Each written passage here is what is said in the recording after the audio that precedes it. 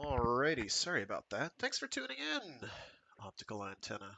Didn't it though? The week really did go by fast. Alrighty, welcome back to Free Read Fridays. I'm your intrepid narrator Fragath, and today we're doing more reading from Starfish by Peter Watts. I was going to do something Halloweeny. I said, heck with it.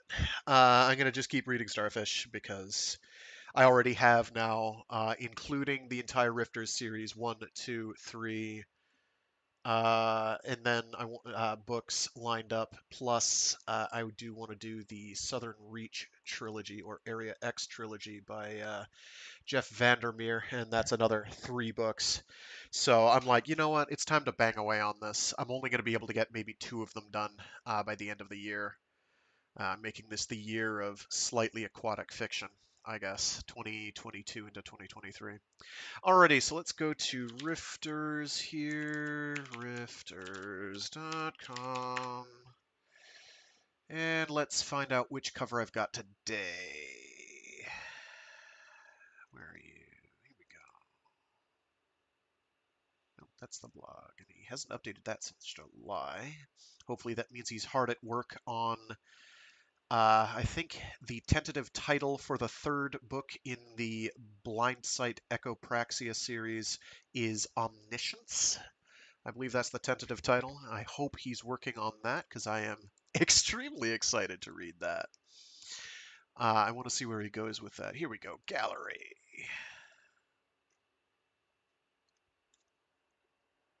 Oh, nice! Nick Mason. Oh, man, that's wild. That's cool. The other week, it's funny.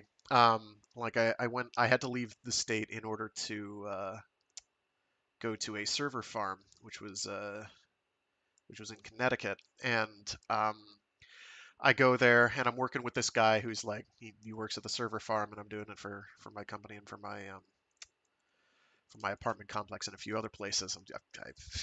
I'm enmeshed, let's say, doing some networking work, and I'm there, and this dude is talking about. He's like talking to the phone on with someone who's having to cancel for like a concert date that they had, and I hear the name Dream Theater, and I'm like, oh, I'm a big Dream Theater fan. Cool. And he's like, oh yeah, well, I'm sorry you're not going to be able to make it. I'm like, Dream Theater, huh? And he's like, oh yeah, John Petrucci, the guitarist, is doing it's a solo in quotes tour, but he's actually touring with uh one of the a drummer who used to be in Dream Theater, Mike Portnoy, and a bassist whose name I don't remember off the top of my head. And he's like, "Oh yeah, they're doing a solo tour." I'm like, "No way!" I'm a huge fan. And he's like, "Well, I've got this ticket." And I'm like, "Dude, I will reimburse you for the ticket. Let's go." So that's how, instead of being a really, really dreary, tedious server farm time, I was doing. I saw a really wicked good concert. It was a lot of fun. Things went well. All right, so this is the French cover, which I should have guessed based on how it says Fleuve Noir. The French cover from Fleuve Noir. Sorry about the text. I can't always get the unadorned artwork, Peter Watts says.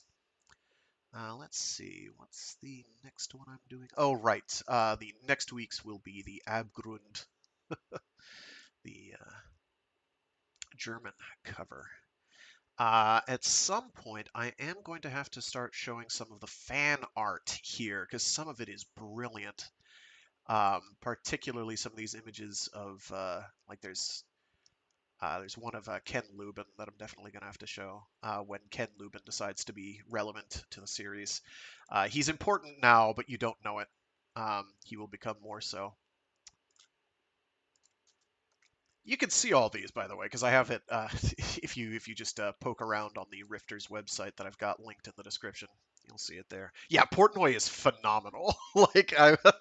I don't remember the reasons he left Dream Theater offhand. I know it had something to do with him trying to do some solo thing or work with another group, and he's off doing some personal project, and they're like, "No, we're touring, dude. We had to find a replacement. Sorry."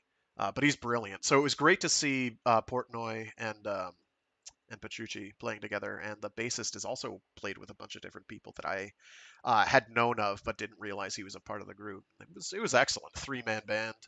Um, Gosh, good times, good times. All right, so back to non-music talk. I'll do another music stream at some point, by the way. I do actually want to read that Zappa autobiography aloud. I did a snippet of that for April Fool's Day because I was like, it'll be funny. Um, I'll do that eventually. So yeah, let's get cracking here. What happened here last time? Oh yes, we did the Gerry Fischer arc. Good old Gerry Pedo Fischer. Kind of a dink, Gerry is kind of a sap, and he just kind of dwindles off and goes full brainstem. His conscious mind pretty much just vacates the premises because he decides I'm going to live outside, just swimming around the rift full time.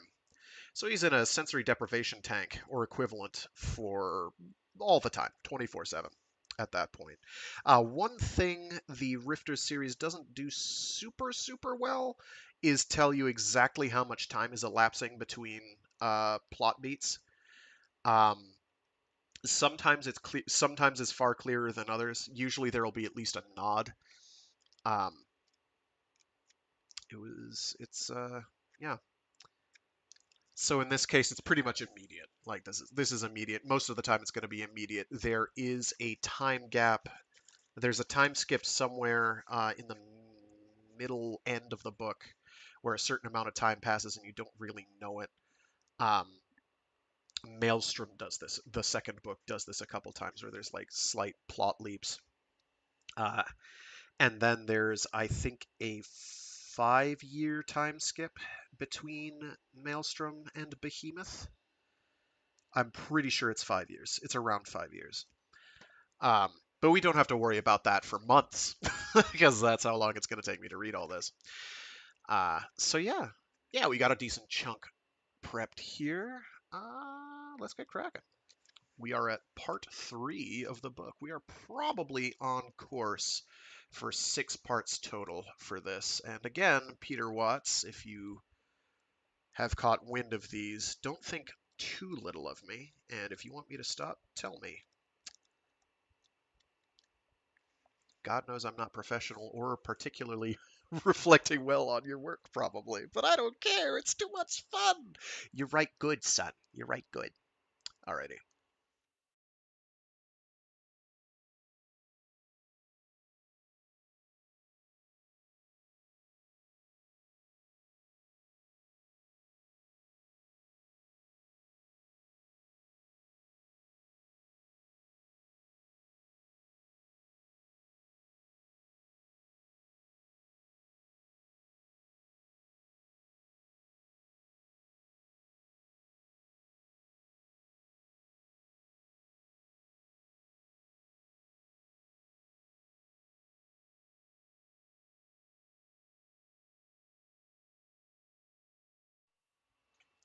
Part 3 Ballet. Chapter 1 Dancer. A week later, Fisher's replacement comes down on the scaife. Nobody stands watch in communications anymore. Machines don't care if they have an audience. Sudden clanking reverberates through BB Station, and Clark stands alone in the lounge, waiting for the ceiling to open up. Compressed nitrox hisses overhead, blowing seawater back to the abyss. The hatch drops open. Green incandescence spills into the room. He climbs down the ladder, diveskin sealed, only his face exposed. His eyes, already capped, are featureless glass balls. But they are not as dead as they should be, somehow. Something stares through those blank lenses, and it almost shines. His blind eyes scan the apartment like radar dishes. They lock onto hers. "You're Lenny Clark?" The voice is too loud, too normal. We talk in whispers here, Clark realizes. They are not alone now. Lubin, Brander, Karako have appeared at the edges of her vision, drifting into the room like indifferent wraiths. They take up positions around the edge of the lounge, waiting. Fischer's replacement doesn't seem to notice them. "I'm Acton," he tells Clark, "and I bring gifts from the overworld. Behold!" He extends his clenched fist, opens it palm up. Clark sees 5 metal cylinders there, each no more than 2 centimeters long. Acton turns slowly, theatrically, showing his trinkets to the other rifters. "One for each of you," he says. "They go into your chest right next to the seawater intake." Overhead, the docking hatch swings shut. From behind it, a postcoital tattoo, metal on metal, heralds the shuttle's escape to the surface. They wait there for a few moments. Rifters, newcomer, 5 new gadgets to dilute their humanity a little further. Finally, Clark reaches out to touch one. "What do they do?" she says, her voice neutral. Acton snaps his fingers shut, stares about the lounge with eyeless intensity. "Why, Ms. Clark," he replies, "they tell us when we're dead."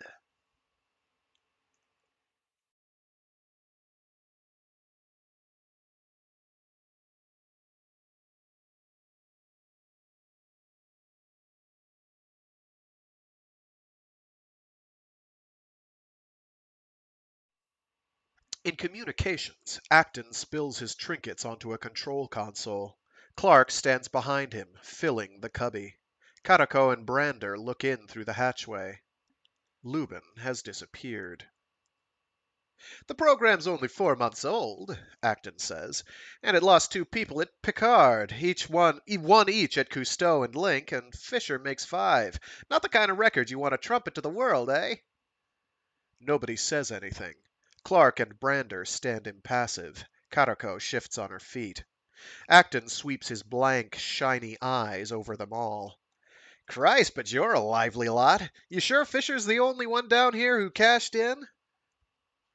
"These things are supposed to save our lives?" Clark asks. "Nah, they don't care that much about us. These just help you find the bodies." He turns to the console, plays it with practiced fingers. The topographic display flashes to life on the main screen. Acton traces along the luminous contours with one finger. "So this is BB here in the center, and this must be the rift proper. Jesus, there's a lot of geography out here." He points at a cluster of hard green rectangles halfway to the edge of the screen. "These are the generators?" Clark nods. Acton picks up one of the little cylinders. "They say they've already sent down the software for these things." Silence. "Well, I guess we'll find out, won't we?" He fingers the object in his hand, presses one end of it. BB Station screams aloud. Clark jerks back at the sound. Her head cracks painfully against an overhead pipe. The station continues to howl, wordless and despairing. Acton touches a control. The scream stops as if guillotined. Clark glances at the others, shaken. They appear unmoved. Of course. For the first time, she wonders what their eyes would show, naked.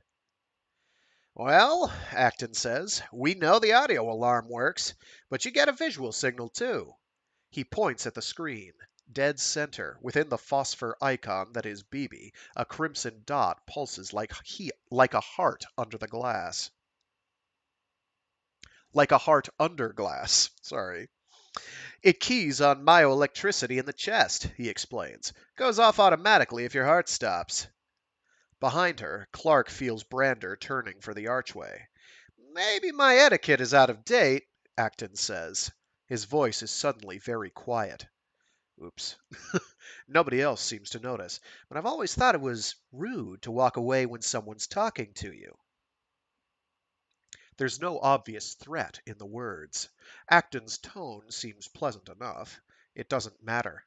In an instant, Clark sees all the signs again. The reasoned words, the deadened voice, the sudden slight tension of a body rising to critical mass.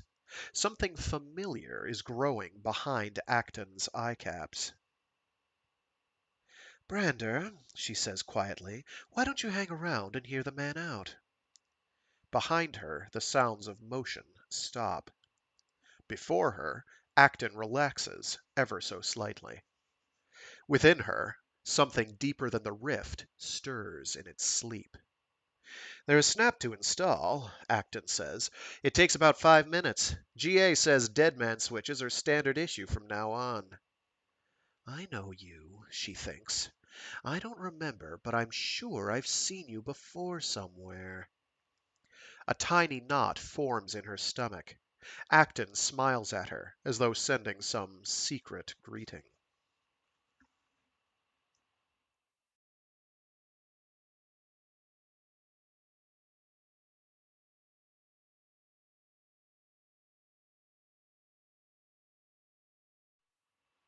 Acton is about to be baptized.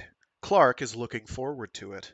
They stand together in the airlock, their dive skins clinging like shadows. The dead man's switch, newly installed, itches in Clark's chest. She remembers the first time she dropped into the ocean this way, remembers the person who held her hand through that drowning ordeal. That person is gone now. The deep sea broke her and spat her out. Clark wonders if it will do the same to Acton. She floods the airlock. By now, the feeling is almost sensual, her insides folding flat, the ocean rushing into her, cold and unstoppable like a lover. At 4 degrees C, the Pacific slides through the plumbing in her chest, anesthetizing the parts of her that can still feel. The water rises over her head. Her eye caps show her the submerged walls of the lock with crystal precision. It's not like that with Acton. He's trying to fall in on himself. He only falls into Clark. She senses his panic, watches him convulse, sees his knees buckle in a space far too narrow to permit collapse. He needs more room, she thinks, smiling to herself, and opens the outer hatch. They drop. She glides down and out, arcing away from under BB's oppressive bulk. She leaves the floodlit circle behind, skims into the welcoming darkness with her headlight doused. She feels the presence of the seabed a couple of meters beneath her. She's free again. After a few moments, she remembers Acton. She turns back the way she came. BB's flood lamps stain the darkness with dirty light. The station, bloated and angular, pulls against the cables holding it down. Light pours from its lower surface like feeble rocket exhaust. Pinned face down in that glare, Acton lies unmoving on the bottom. Reluctantly, she swims closer. Acton? He doesn't move. Acton? She's back in the light now. Her shadow cuts him in half. At last he looks up. It's... He seems surprised by the sound of his own transmuted voice. He puts his hand to his throat. I'm not breathing, he buzzes. She doesn't answer. He looks back down. There's something on the bottom, a few centimeters from his face. Clark drifts closer. A tiny shrimp-like creature trembles on the substrate. What is it? Acton asks. Something from the surface. It must have come down on the scaife. But it's dancing. She sees. The jointed legs flex and snap. The carapace arches to some insane inner rhythm. It seems so brittle a life. Perhaps its next spasm, or the next, will shatter it. It's a seizure, she says after a while. It doesn't belong here. The pressure makes the nerves fire too fast or something. Why doesn't that happen to us? Maybe it does. Our implants, they pump us full of neuroinhibitors whenever we go outside. Oh, right. Acton buzzes softly. Gently, he reaches out to the creature, takes it in the palm of his hand, crushes it. Clark hits him from behind. Acton bounces off the seabed, his hand flying open. Fragments of shell, of watery flesh, swirl in the water. He kicks, rights himself, stares at Clark without speaking. His eye caps shine almost yellow in the light. You asshole, Clark says very quietly. It didn't belong here, Acton buzzes. Neither do we. It was suffering. You said so yourself. I said the nerves fired too fast, Acton. Nerves carry pleasure as well as pain.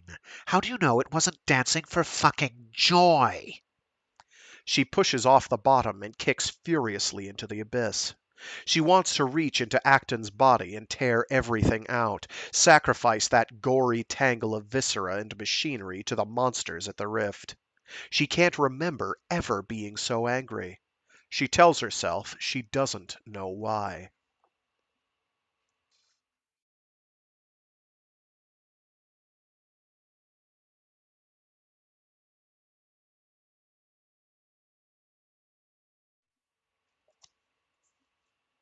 Oh, yes, I did demute myself. Cool.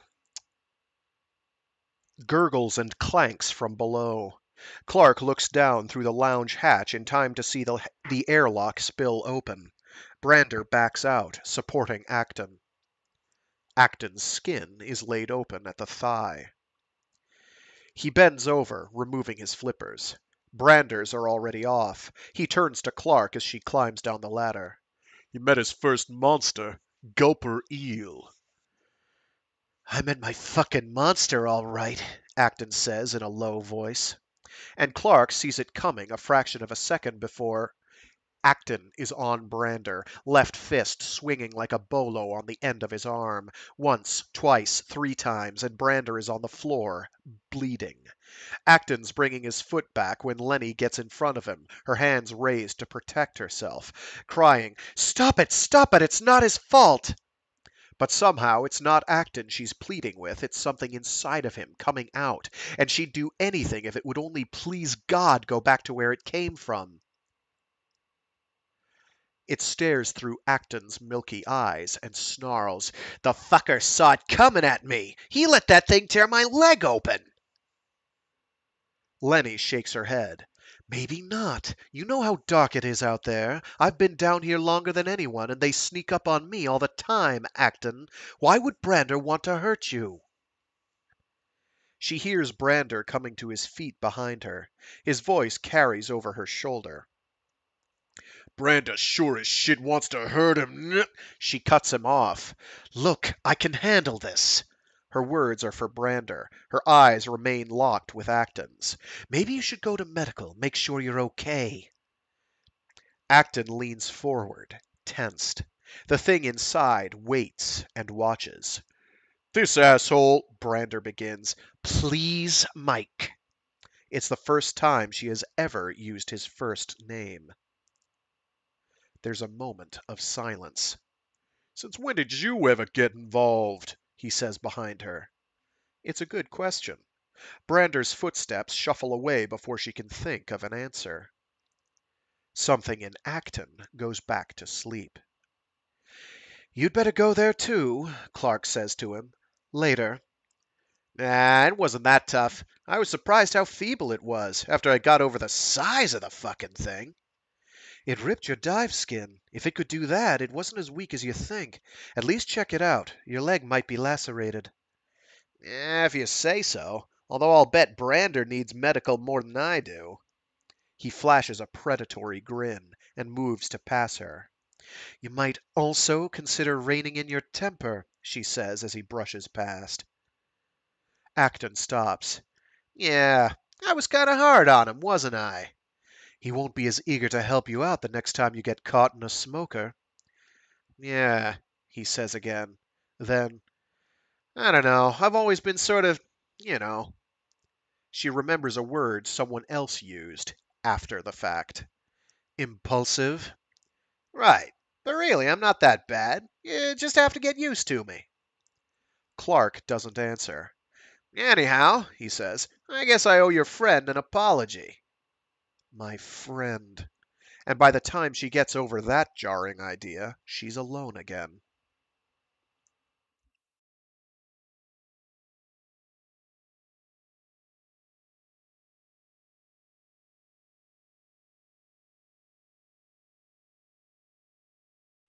5 hours later, Acton's in medical. Clark passes the open hatchway and glances in. He sits on an examination table, his skin undone to the waist. There's something wrong with the image. She stops and leans through the hatch. Acton has opened himself up. She can see the flesh peeled back around the water intake, the places where meat turns to plastic, the tubes that carry blood and the ones that carry antifreeze. He holds a tool in one hand. It disappears into the cavity, the spinning thing on its tip whirring quietly. Acton hits a nerve somewhere and jumps as if shocked. Are you damaged? Clark asks. He looks up. Oh, hi. He points at his dissected thorax. She points at his dissected thorax. Did the gulper... He shakes his head. No, it just bruised my leg a bit. I'm just making some adjustments. Adjustments? Fine-tuning. He smiles. Settling in stuff. It doesn't work. The smile is hollow somehow. Muscles stretch lips in the usual way, but the gesture's imprisoned in the lower half of his face. Above it, his capped eyes stare cold as drifted snow, innocent of any topography. She wonders why it has never bothered her before, and realizes that this is the first time she's ever seen a rifter smile. That's not supposed to be necessary, she says. What's not? Acton's smile is beginning to wear on her. Fine-tuning? We're supposed to be self-adjusting. Exactly. I'm adjusting myself. I know what you mean, Acton says. I'm customizing the job. His hand moves around inside his rib cage as if autonomous, tinkering. I figure I can get better performance if I nudge the settings just a bit outside the approved specs. Clark hears a brief Lilliputian screech of metal against metal. How? She asks. Acton withdraws his hand, folds flesh back over the hole. Not exactly sure yet. He runs another tool along the seam in his chest, sealing himself. He shrugs back into his skin, seals that as well. Now he's as whole as any rifter. I'll let you know next time I go outside, he says, laying a casual hand on Clark's shoulder as he squeezes past. She almost doesn't flinch. Acton stops. He seems to look right around her. You're nervous, he says slowly. Am I? You don't like being touched. His hand rests on her collarbone like an insult. She remembers. She has the same armor that he does. She relaxes fractionally. It's not a general thing, she lies. Just some people. Acton seems to weigh the jibe, decide whether it's worthy of a response. His hand withdraws. Kind of an unfortunate quirk in a place as small as this, he says, turning away. Small? I've got the whole goddamn ocean. But Acton's already climbing upstairs.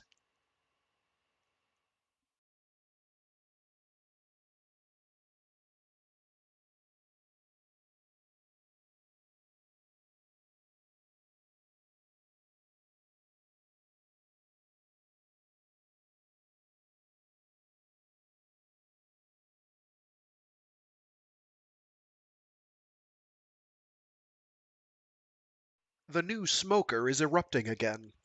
Water shoots scalding from the chimney at the north end of the throat. Curdles and mixes with deep, icy saline. Microbes caught in the turbulence luminesce madly. The water fills with the hiss of unformed steam, aborted by the weight of 300 atmospheres. Excuse me. Water down the wrong tube. She glides. Acton is 10 meters above the seabed, awash in rippling blue light. She glides up from underneath. Nakata said you were still out here, she buzzes at him. She said you were waiting for this thing to go off. He doesn't even look at her. Right. You're lucky it did. You could have been waiting out here for days. Clark turns away, aims herself at the generators. And I think, Acton says, it'll stop in a minute or two. She twists around and faces him. Look, all these eruptions are She rummages for the word. chaotic. Uh-huh. You can't predict them. Hey, the Pompeii worms can predict them. The clams and brachyurans can predict them. Why not me? What are you talking about? They can tell when something's going to blow. Take a look around sometime. You'll see for yourself. They react before it even happens. I'm adding a lot more emotion than I should be, but I don't care. She looks around. The clams are acting just like clams. The worms are acting just like worms. The brachyurans scurry around the bottom the way brachyurans always do. React how? Makes sense, after all. These vents can feed them or parboil them. After a few million years, they've learned to read the signs, right? The smoker hiccoughs. The plume wavers, light dimming at its edges. Acton looks at his wrist. Not bad. Lucky guess. Clark says, her vocoder hiding uncertainty. The smoker manages a couple of feeble bursts and subsides completely. Acton drifts closer. You know, when they first sent me down here, I thought this place would be a real shithole. I figured I'd just knuckle down and do my time and get out. But it's not like that. You know what I mean, Lenny? I know, but she doesn't answer. I thought so, he says, as though she has. It's really kind of, well, beautiful in a way. Even the monsters, once you get to know them. We're all beautiful. He seems almost gentle. Clark dredges her Clark dredges her memory for some sort of defense.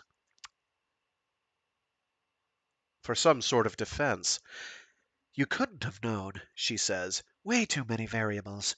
It's not computable. Nothing down here is computable. An alien creature looks down at her and shrugs. Computable? Probably not. But knowable? There's no time for this, Clark tells herself. I've got to get to work. That's something else again. Acton says.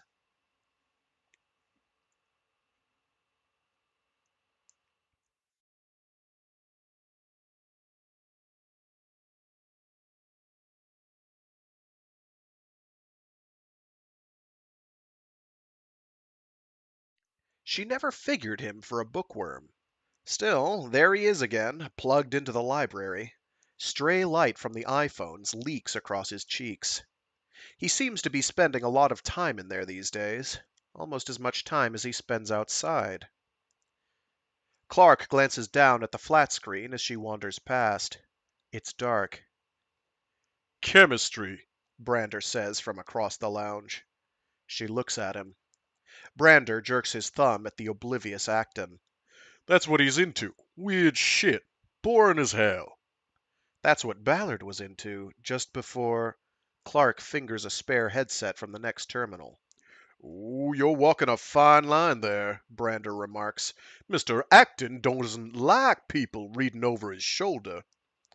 Then Mr. Acton will be in privacy mode and I won't be able to. She sits down and slips the headset on. Acton has not invoked privacy. Clark taps into his line without any trouble.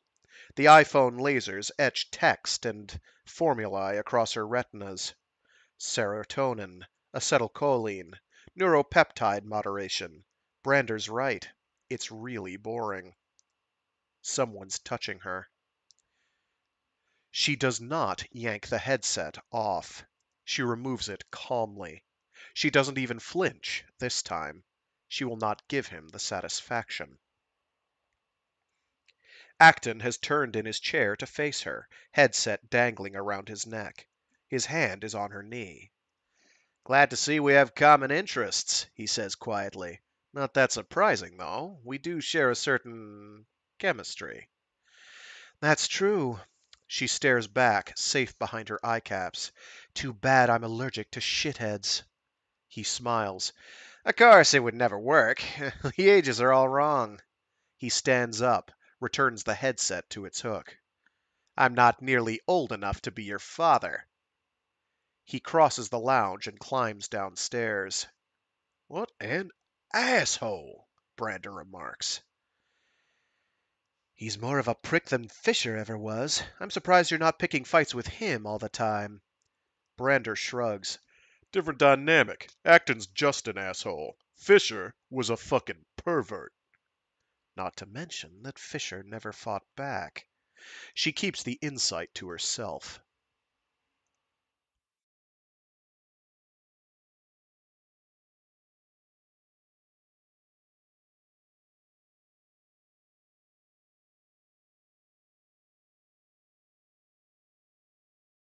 Concentric circles, glowing emerald. BB's station sits on the bullseye. Intermittent blobs of weaker light litter the display. Fissures and jagged rock outcroppings, endlessly muddy plains, the Euclidean outlines of human machinery, all reduced to a common acoustic currency. There's something else out there, too, part Euclid, part Darwin. Clark zooms in. Human flesh is too much like seawater to return an echo, but bones show up okay. The machinery inside is even clearer. It shouts at the faintest sonar signal. Clark focuses the display, points at a translucent green skeleton with clockwork in its chest. That him? Karako says. Clark shakes her head. Maybe it is. Everyone else is. It's not him. Clark touches a control. The display zooms back to maximum range. You're sure he's not in his quarters? He left the station 7 hours ago. He hasn't been back since. Maybe he's just hugging the bottom. Maybe he's behind a rock. Maybe. Karako sounds unconvinced. Clark leans back in her chair. The back of her head touches the rear wall of the cubby. Well, he's doing his job okay. When he's off shift, he can go wherever he likes, I guess. Yeah, but this is the third time. He's always late. He just wanders in whenever he likes. So what? Clark, suddenly tired, rubs the bridge of her nose between thumb and forefinger. We don't run on dryback schedules here, you know that. He pulls his weight, don't fuck with him. Well, Fischer was always getting shit for being late. Nobody cared if Fischer was late, Clark cuts in. They just wanted an excuse. Karako leans forward. I don't like him, she confides. Acton? No reason you should. He's a psycho. We all are, remember? But he's different somehow. You know that. Lubin nearly killed his wife down at Galapagos before they assigned him here. Brander's got a history of attempted suicide. Something changes in Karako's stance. Clark can't be sure, but the other woman's gaze seems to have dropped to the deck. Touched a nerve there, I guess. She continues, more gently. You're not worried about the rest of us, are you? What's so special about Acton? Oh, Karako says. Look! On the tactical display, something has just moved into range. Clark zooms in on the new reading. It's too distant for good resolution, but there's no mistaking the hard metallic blip in its center. Acton, she says. Oh, how far? Karako asks in a hesitant voice. Clark checks. He's about 900 meters out. Not too bad if he's using a squid. He's not. He never does. At least he seems to be beelining in. Clark looks up at Karako. You two are on shift when? 10 minutes. No big deal. He'll be 15 minutes late. Half hour tops. Karako stares at the display. What's he doing out there? I don't know, Clark says. She wonders, not for the first time, if Karako really belongs down here. She just doesn't seem to get it sometimes. I was wondering if you could maybe talk to him, Karako says. Acton? Why? Nothing. Forget it. Okay. Clark rises from the communications chair. Karako backs out of the hatchway to let her past. Lenny. Clark turns. What about you? Karako asks. Me? You said Lubin nearly killed his wife. Brander tried to kill himself. What did you do? I mean, to qualify? Clark watches her steadily. I mean, I guess if it's not too... You don't understand, Clark says, her voice absolutely level. It's not how much shit you've raised that suits you for the rift. It's how much you've survived. I'm sorry, Karako manages, with eyes utterly devoid of feeling, to look abashed. Karako manages, with eyes utterly devoid of feeling, to look abashed. Have I mentioned that sometimes this is much harder to sight read? I've read this before, I swear. Clark softens a bit. In my case, she says, mostly I just learned to roll with the punches. I haven't done much worth bragging about, you know. I'm sure enough working on it, though.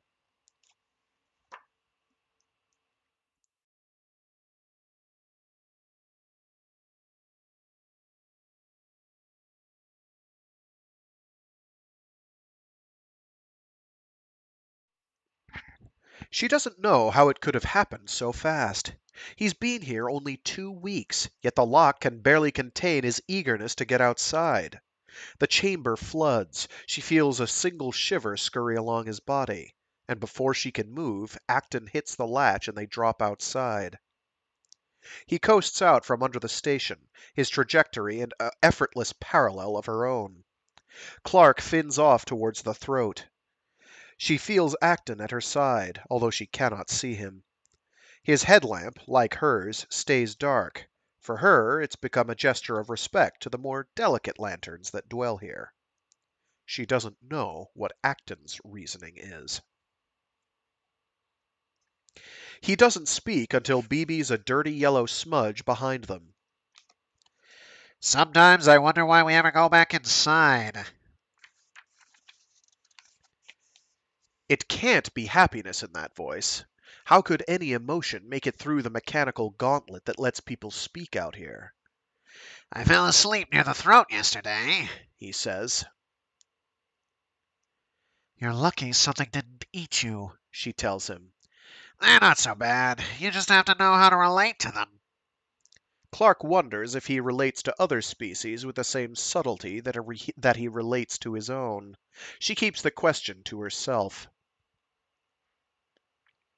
They swim through sparse, living starlight for a while. Another smudge glimmers ahead, weak and sullen. The throat, dead on target. It's been months now since Clark has even thought of the guide rope that's supposed to lead them back and forth. Like blind troglodytes. She knows where it is, but she never uses it. Other senses come awake down here. Rifters don't get lost. Except Fischer, maybe. And Fischer was lost long before he came down here. So what happened to Fischer anyway? Acton says. The chill starts in her chest, reaches her fingers before the sound of Acton's voice has died away. It's a coincidence. It's a perfectly normal question to ask. I said he disappeared, Clark says.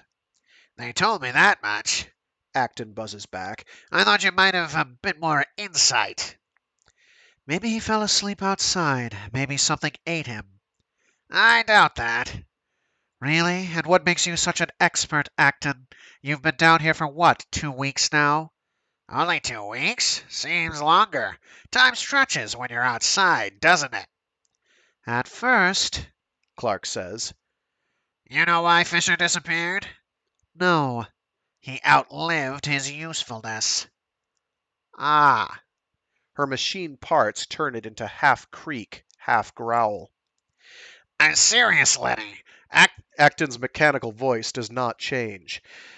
You think they're going to let you stay down here forever? You think they'd let people like us down here at all if they had any choice? She stops kicking. Her body continues to coast. What are you talking about? Use your head, Lenny. You're smarter than I am, inside at least. You've got the keys to the city here. You've got the keys to the whole fucking seaboard, and you're acting like a victim. Acton's vocoder gurgles indecipherably. A laugh mistransposed? A snarl?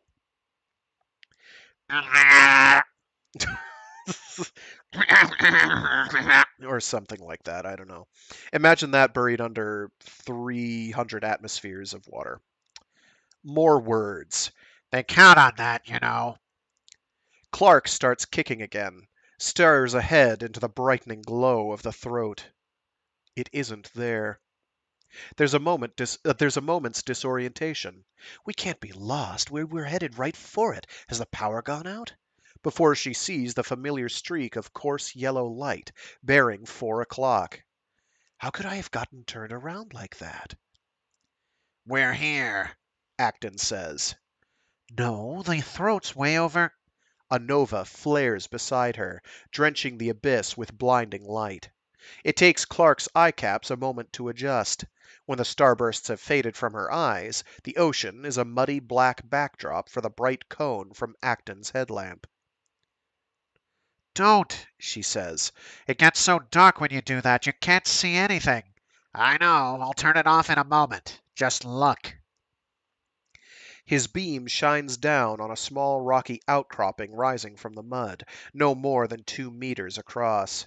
Jagged cookie-cutter flowers litter its surface, radial clusters shining garish red and blue in the artificial light. Some of them lie flat along the rock face. Others are contorted into frozen calcareous knots, clenched around things Clark can't see. Some of them move slowly. You brought me out here to look at starfish? She tries, and fails, to squeeze some hint of bored contempt through the vocoder. But inside there's a distant, frightened amazement that he has led her here, that she could be guided, utterly unsuspecting, so completely off course. And how did he find this place? No sonar pistol, compass doesn't work worth shit this close to the throat. I figured you probably hadn't looked at them very closely before, Acton says. I thought you might be interested. We don't have time for this, Acton. His hands reach down into the light and lock onto one of the starfish. They peel it slowly from the rock. There are filaments of some kind along the creature's underside, anchoring it to the substrate. Acton's efforts tear them free, a few at a time. He holds the animal up for Clark's inspection. Its upper surface is colored stone, encrusted with calcareous spicules. Acton flips it over. The underside writhes with hundreds of thick, squirming threads, jammed into dense rows along the length of each arm. Each thread has a tiny sucker at its tip. A starfish, Acton tells her. is the ultimate democracy. Clark stares, quietly repelled. This is how they move, Acton is saying. They walk along on all these tube feet. But the weird thing is, they have no brains at all. Not surprising for a democracy. Rows of squirming maggots. A forest of translucent leeches, groping blindly into the water. So there's nothing to coordinate the tube feet. They all move independently. Usually that's not a problem. They all tend to go towards food, for example. But it's not unusual for a third of these feet to be pulling in some other direction entirely. The whole animal's a living tug-of-war. Sometimes some really stubborn tube feet just won't give up. Just don't give up, and they literally get torn out at the roots when the others move the body someplace they don't want to go. But hey, majority rules, right? Clark extends a tentative a tentative finger. Half a dozen tube feet latch onto it. She can't feel them through her skin. Anchored, they look almost delicate, like filaments of milky glass. But that's nothing, Acton says. Watch this. He rips the starfish in half. Clark pulls back, shocked and angry. But there's something in Acton's posture, in that barely visible outline behind his lamp, that makes her pause. Don't worry, Lenny, he says. I haven't killed it. I've bred it. He drops the torn halves. They flutter like leaves to the seabed, trailing bits of bloodless entrail. They regenerate. Didn't you know that? You can tear them into pieces, and each piece grows back the missing parts. It takes time, but they recover. Only you end up with more of them. Damn hard to kill these guys. Understand, Lenny? Tear them to pieces. They come back stronger. How do you know all this? She asks in a metallic whisper. Where do you come from? He lays an icy black hand on her arm. Right here. This is where I was born. She doesn't think it absurd. In fact, she barely hears him. Her mind is somewhere else entirely, terrified by a sudden realization. Acton is touching her, and she doesn't mind.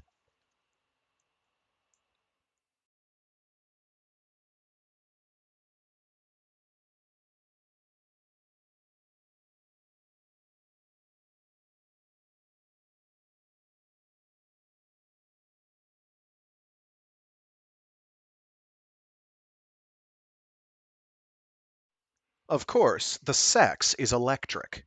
It always is. The familiar has reasserted itself here in the cramped space of Clark's cubby. They can't both lie on the pallet at the same time, but they manage, somehow, Acton on his knees, then Clark, squirming around each other in a metal nest lined with ducts and vents and bundles of optical cabling. They navigate each other's seams and scars, tonguing puckers of metal and pale flesh, unseen and all-seeing behind their corneal armor. For Clark, it's a new twist, this icy ecstasy of a lover without eyes. For the first time, she feels no need to avert her face, no threat to fragile intimacy.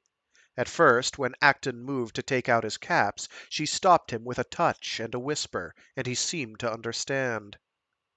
They cannot lie together afterwards, so they sit side by side, leaning into each other, staring at the hatch 2 meters in front of them. The lights are turned too low for dryback vision. Clark and Acton see a room suffused in pale fluorescence. Acton reaches out and fingers a shard of glass sticking from an empty frame on one wall. There used to be a mirror here, he remarks. Clark nibbles his shoulder. There were mirrors everywhere. I took them down. Why? A few mirrors would open the place up a bit, make it larger. She points. Several torn wires, fine as threads, hang from a hole in the frame. They had cameras behind them. I didn't like that. Acton grunts. I don't blame you. They sit without speaking for a bit. You said something outside, she says. You said you were born down here. Acton hesitates, then nods. 10 days ago. What did you mean? You should know, he says. You witnessed my birth. She thinks back. That was when the gulper got you. Close. Acton grins his cold, eyeless grin, puts an arm around her. Actually, the gulper sort of catalyzed it, if I remember. Think of it as a midwife. An image pops into her mind. Acton in medical, vivisecting himself. Fine tuning, she says. Uh-huh. He gives her a squeeze. And I've got you to thank for it. You gave me the idea. Me? You were my mother, Len. And my father was this spastic little shrimp that ended up way over its head. He died before I was born, actually. I killed him. You weren't very happy about that. Clark shakes her head. You're not making sense. You telling me you haven't noticed the change? You telling me I'm the same person I was when I came down? I don't know, she says. Maybe I've just gotten to know you better. Maybe. Maybe I have too. I don't know, Len. I just seem more awake now, I guess. I see things differently. You must have noticed. Yeah, but only when you're outside. You did something to your inhibitors, she whispers. Reduce the dosage a bit. She grasps his arm. Carl, those chemicals keep you from spazzing out every time you go outside. You fuck with this stuff, you're risking a seizure as soon as the lock floods. I have been fucking with it, Lenny. You see any change in me that isn't an improvement? She doesn't answer. It's all about action potential, he tells her. Your nerves have to build up a certain charge before they can fire, and at this depth they'd fire all the time, Carl. Please. Shh. He lays a gentle finger on her lips, but she brushes it away, suddenly angry. I'm serious, Carl. Without those drugs, your nerves short circuit. You burn out. I know. You only know what they tell you, he snaps. Why don't you try working things out for yourself for once? She falls silent, stung by his disapproval. A space opens between them on the pallet.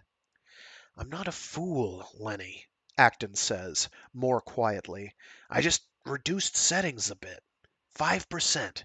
Now, when I go outside, it takes a bit less of a stimulus for my nerves to fire, that's all. It wakes you up, Len.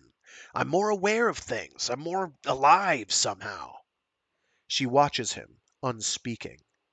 Of course they say it's dangerous, he says. They're scared shitless of you already. You think they're going to give you even more of an edge? They're not scared of us, Carl. They should be. His arm goes back around her. Want to try it? It's as though she's suddenly outside, still naked. No.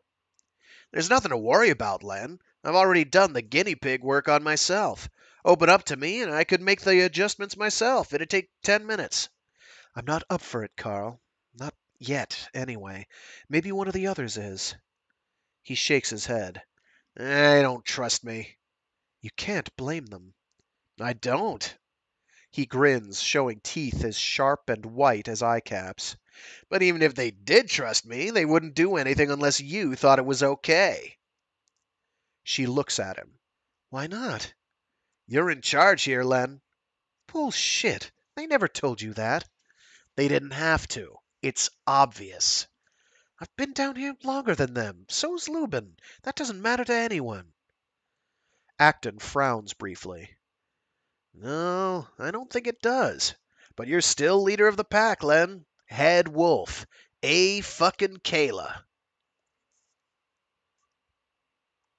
Clark shakes her head. She searches her memory for something, anything that would contradict Acton's absurd claim. She comes up empty. She feels a little sick inside. He gives her a little squeeze. Tough luck, lover. I guess the clothes don't fit so well after being a career victim your whole life, eh? Clark stares at the deck. Think about it anyway. Think about it anyway. Acton whispers in her ear. Acton whispers in her ear. I guarantee you'll feel twice as alive as you do now. That happens anyway, Clark reminds him. Whenever I go outside, I don't need to screw up my internals for that. Not those internals, anyway. This is different, he insists. She looks at him and smiles, and hopes he doesn't push it. How can he expect me to let him cut me open like that? She wonders, and then wonders if maybe someday she will, if the fear of losing him might somehow grow large enough to force her other fears into submission. It wouldn't be the first time. Twice as alive, Acton says. Hiding behind her smile, Clark considers. Twice as much of her life. Not a great prospect so far.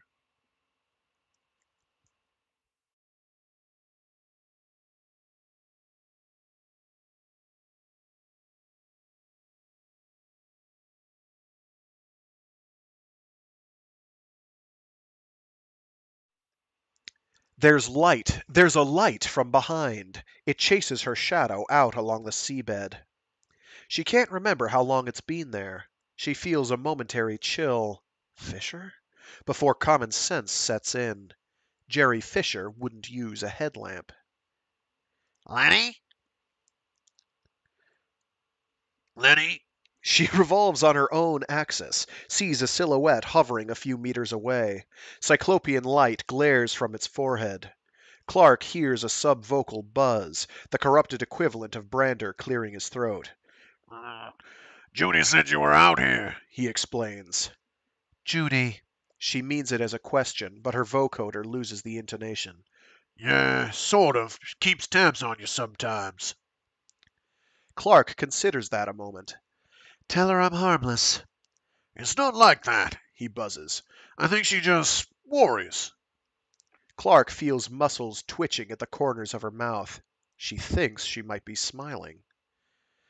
So I guess we're on shift, She says, after a moment. The headlight bobs up and down. Right. Bunch of clams need their asses scraped. More skilled labor. She stretches, weightless. Okay, let's go. Lenny, She looks up at him. why do you come? I mean, why here? Brander's headlight sweeps the bottom, comes to rest on an outcropping of bone and rotted flesh. A skeletal smile stitches its way across the lit circle. Did you kill it or something? Yeah, She falls silent, realizing. He means the whale. Nah, She says instead. it just died on its own.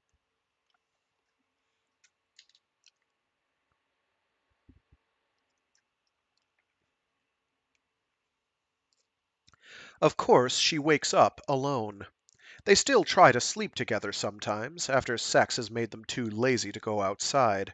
But the bunk is too small. The most they can manage is a sort of diagonal slouch, feet on the floor, necks bent up against the bulkhead, Acton cradling her like a living hammock. If they're unlucky, they really do fall asleep like that. It takes hours to get the kinks out afterwards.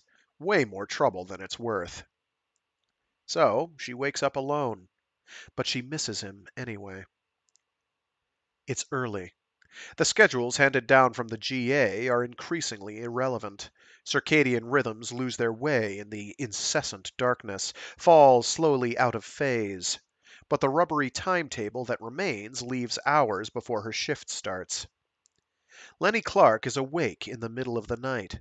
It seems like a stupid and obvious thing to say, months from the nearest sunrise, but right now it seems especially true. In the corridor, she turns for a moment in the direction of his cubby before she remembers. He's never in there anymore. He's never even inside, unless he's eating or working or being with her. He hasn't slept in his quarters almost since they got involved. He's getting almost as bad as Lubin. Karako is sitting silently in the lounge, unmoving, obeying her own inner clock. She looks up as Clark crosses to comm. He went out about an hour ago, She says softly. Sonar picks him up 50 meters southeast, barely echoing above the bottom clutter. Clark heads for the ladder. He showed us something the other day, Karako says after her. Ken and me. Clark looks back. A smoker, way off in one corner of the throat. It had this weird fluted vent, and it made singing sounds almost. Hmm. He really wanted us to know about it for some reason. He was really excited. He's kind of strange out there, Lenny. Judy, Clark says neutrally. Why are you telling me this? Karako looks away. Sorry, I didn't mean anything. Clark starts down the ladder. Just be careful, okay? Karako calls after her. He's curled up when Clark reaches him, knees tucked under his chin, floating a few centimeters above a stone garden. His eyes are open, of course. She reaches out, touches him through 2 layers of reflex copolymer. He barely stirs. His vocoder emits sporadic ticking noises. Lenny Clark curls herself around him.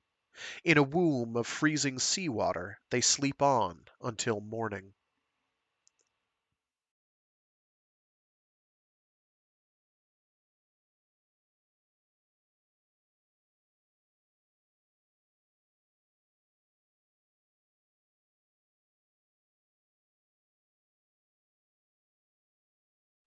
Chapter 2. Short Circuit. I won't give in. It would be so easy. She could live out there, stay the fuck away from this creaking eggshell except to eat and bathe and do whatever parts of her job demand an atmosphere. She does spend her whole life flying across the sea. She could spend her whole life flying across the seabed.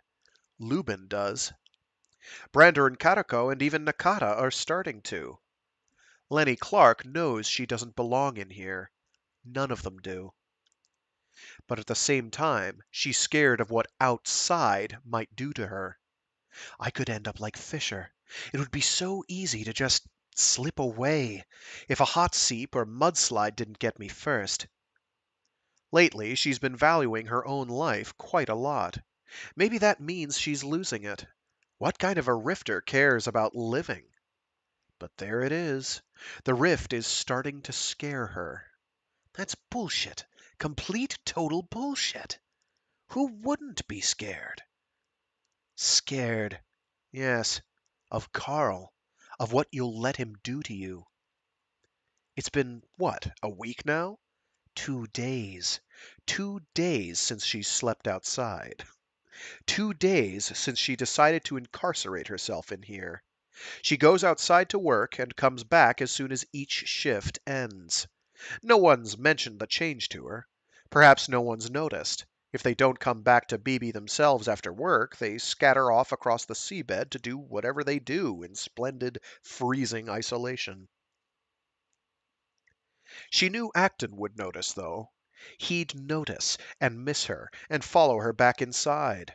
Or maybe he'd try and talk her back out, fight with her when she resisted. But he's shown no sign at all. He spends as much time out there as he ever did. She still sees him, of course, at mealtimes, at the library, once for sex, during which neither spoke of anything important, and then gone again, back into the ocean. He didn't enter into any pact with her. She didn't even tell him about her pact with herself.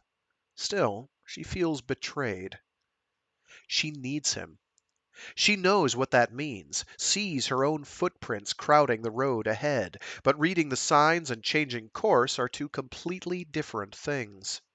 Her insides are twisting with the need to go, whether out to him or just out, she can't say. But as long as he's outside and she's in BB, Lenny Clark can tell herself that she's still in control. It's progress, sort of. Now, curled up in her cubby with the hatch sealed tight, she hears the subterranean gurgle of the airlock. She comes up off the bed as though radio-controlled. Noises. Flesh against metal. Hydraulics and pneumatics. A voice. Lenny Clark is on her way to the wet room. He's brought a monster inside with him. It's an anglerfish, almost 2 meters long, a jelly-like bag of flesh with teeth half the length of Clark's forearm.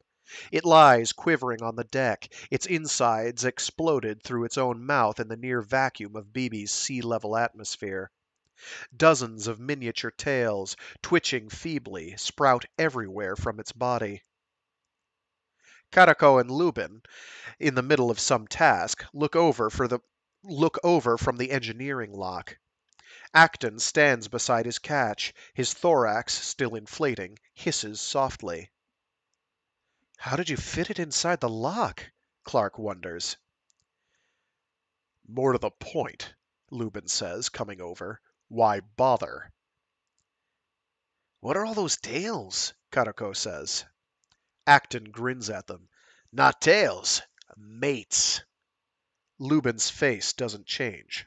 Really? Clark leans forward. Not just tails, she sees now. Some of them have those extra fins along the side and back. Some of them have gills. A couple of them even have eyes. It's as though a whole school of tiny anglers are boring into this big one. Some are in only as far as their jaws, but others are buried right down to the tail. Another thought strikes her, even more revolting. The big fish doesn't need its mouth anymore. It's just engulfing the little ones across its body wall, like some giant devouring microbe. Group sex on the Rift, says Acton. All the big ones we've been seeing, they're female. The males are these little finger-sized fuckers here. Not many dating opportunities this far down, so they just latch on to the first female they can find, and they sort of fuse. Their heads get absorbed, their bloodstreams link together. They're parasites, get it? They worm into her. Whoa. Okay, that's why I'm confused. They worm into her side and they spend their whole lives feeding off her. And there's a fuck of a lot of them. But she's bigger than they are. She's stronger. She could eat them alive if she just... He's been in the library again, Karako remarks. Acton looks at her for a moment. Deliberately, he points at the bloated carcass on the deck. That's us. He grabs one of the parasitic males, rips it free. This is everyone else. Get it? Ah, Lubin says. A metaphor. Clever. Acton takes a single step towards the other man. Lubin, I am getting awfully fucking tired of you. Really? Lubin doesn't seem the least bit threatened.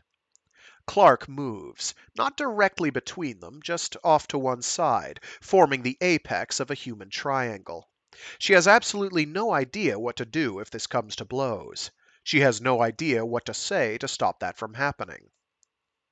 Suddenly, she's not even sure that she wants to. Come on, you guys. Karako leans back against the drying rack. Can't you settle these some other way? Maybe you could just whip out a ruler and compare your dicks or something. They stare at her. Watch it, Judy. You're getting pretty cocky there. Now they're staring at Clark. Did I say that? For a long, long moment, nothing happens. Then Lubin grunts and goes back to the workshop.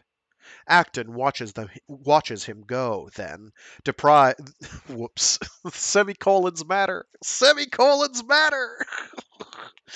Oh no!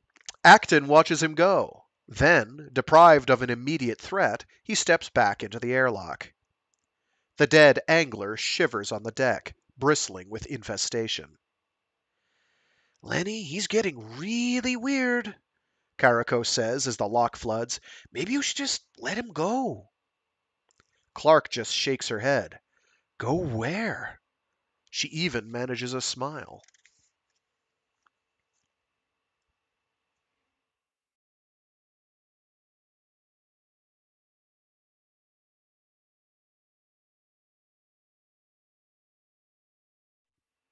She was looking for Carl Acton, but somehow she's found Gerry Fischer instead. He looks sadly down at her through the length of a long tunnel. He seems to be a whole ocean away. He doesn't speak, but she senses sadness, disappointment. You lied to me, that feeling says. You said you'd come and see me, and you lied. You've forgotten all about me. He's wrong. She hasn't forgotten him at all. She's only tried to. She doesn't say it aloud, of course, but somehow he reacts to it anyway. His feelings change. Sadness fades. Something colder seeps up in its place. Something so deep and so old that she can't think of words to describe it. That she can't think of words to describe it. Something pure. From behind, a touch on her shoulder. She spins, instantly alert, hand closing around her billy. Oh, here we go. Hey, calm down. It's me. Acton's silhouette hangs against a faint wash of light from the direction of the throat. Clark relaxes, pushes gently at his chest, says nothing. Welcome back, Acton says. Haven't seen you out here for a while. I was looking for you, She says. In the mud? What? You were just floating there, face down. I was... She feels a vague vestige. She feels a vestige of disquiet, but she can't remember what to attach it to. I must have drifted off. I was dreaming. It's been so long since I slept out here, 4 days, I think. I missed you. Well, you could have come inside. Acton nods. I tried, but I could never get all of me through the airlock, and the part that I could, well, it was sort of a poor substitute, if you'll remember. I don't know, Carl. You know how I feel. Right, and I know you like it out here as much as I do. Sometimes I feel... And I know you like it out here as much as I do. Sometimes I feel like I could just stay out here forever. He pauses for a moment, as if weighing alternatives. Fisher's got it right. Something goes cold. Fisher? He's still out here, Len. You know that. You've seen him? Not often. He's pretty skittish. When do... I mean, only when I'm alone, and pretty far from BB. She looks around, inexplicably frightened. Of course you can't see him. He isn't here. And even if he was, it's still too dark to... She forces herself to leave her headlamp doused. I think he's really hooked into you, Len. But I guess you know that too. No, I didn't. I don't. He talks to you? She doesn't know why she'd resent that. No. Then how? He doesn't answer for a moment. I don't know. I just got that impression. But he doesn't talk. I don't know, Len. He just hangs around out there and watches us. I don't know if he's what we'd consider sane, I guess. He watches us. She says, buzzing low and level. He knows we're together. I think he figures that connects me and him somehow. Acton is silent for a bit. You cared about him, didn't you? Oh, yes. It always starts off so innocently. You cared about him. That's nice. And then it's, did you find him attractive? And then, well, you must have done something or he wouldn't keep hitting on you. And then, you fucking slut all... Lenny, Acton says. I'm not trying to start anything. She waits and watches. I know there was nothing going on. And even if there was, I know it's no threat. She's heard this part before, too. Now that I think about it, that's always been my problem. Acton muses. I always had to go on what other people told me, and people lie all the time, Len, you know that. So no matter how many times she swears she's not fucking around on you, or even that she doesn't want to fuck around on you, how can you ever really know? You can't. So the default assumption is she's lying. And being lied to all the time, that's a damn good reason for doing what I do sometimes. Carl, you know... Page swap. I know you don't lie to me. You don't even hate me. That's kind of a change. She reaches out to touch the side of his face. I'd say that's a good call. I'm glad you trust me. Actually, Len, I don't have to trust you. I just know. What do you mean? How? I'm not sure. He says. It's something to do with the changes. He waits for her to respond.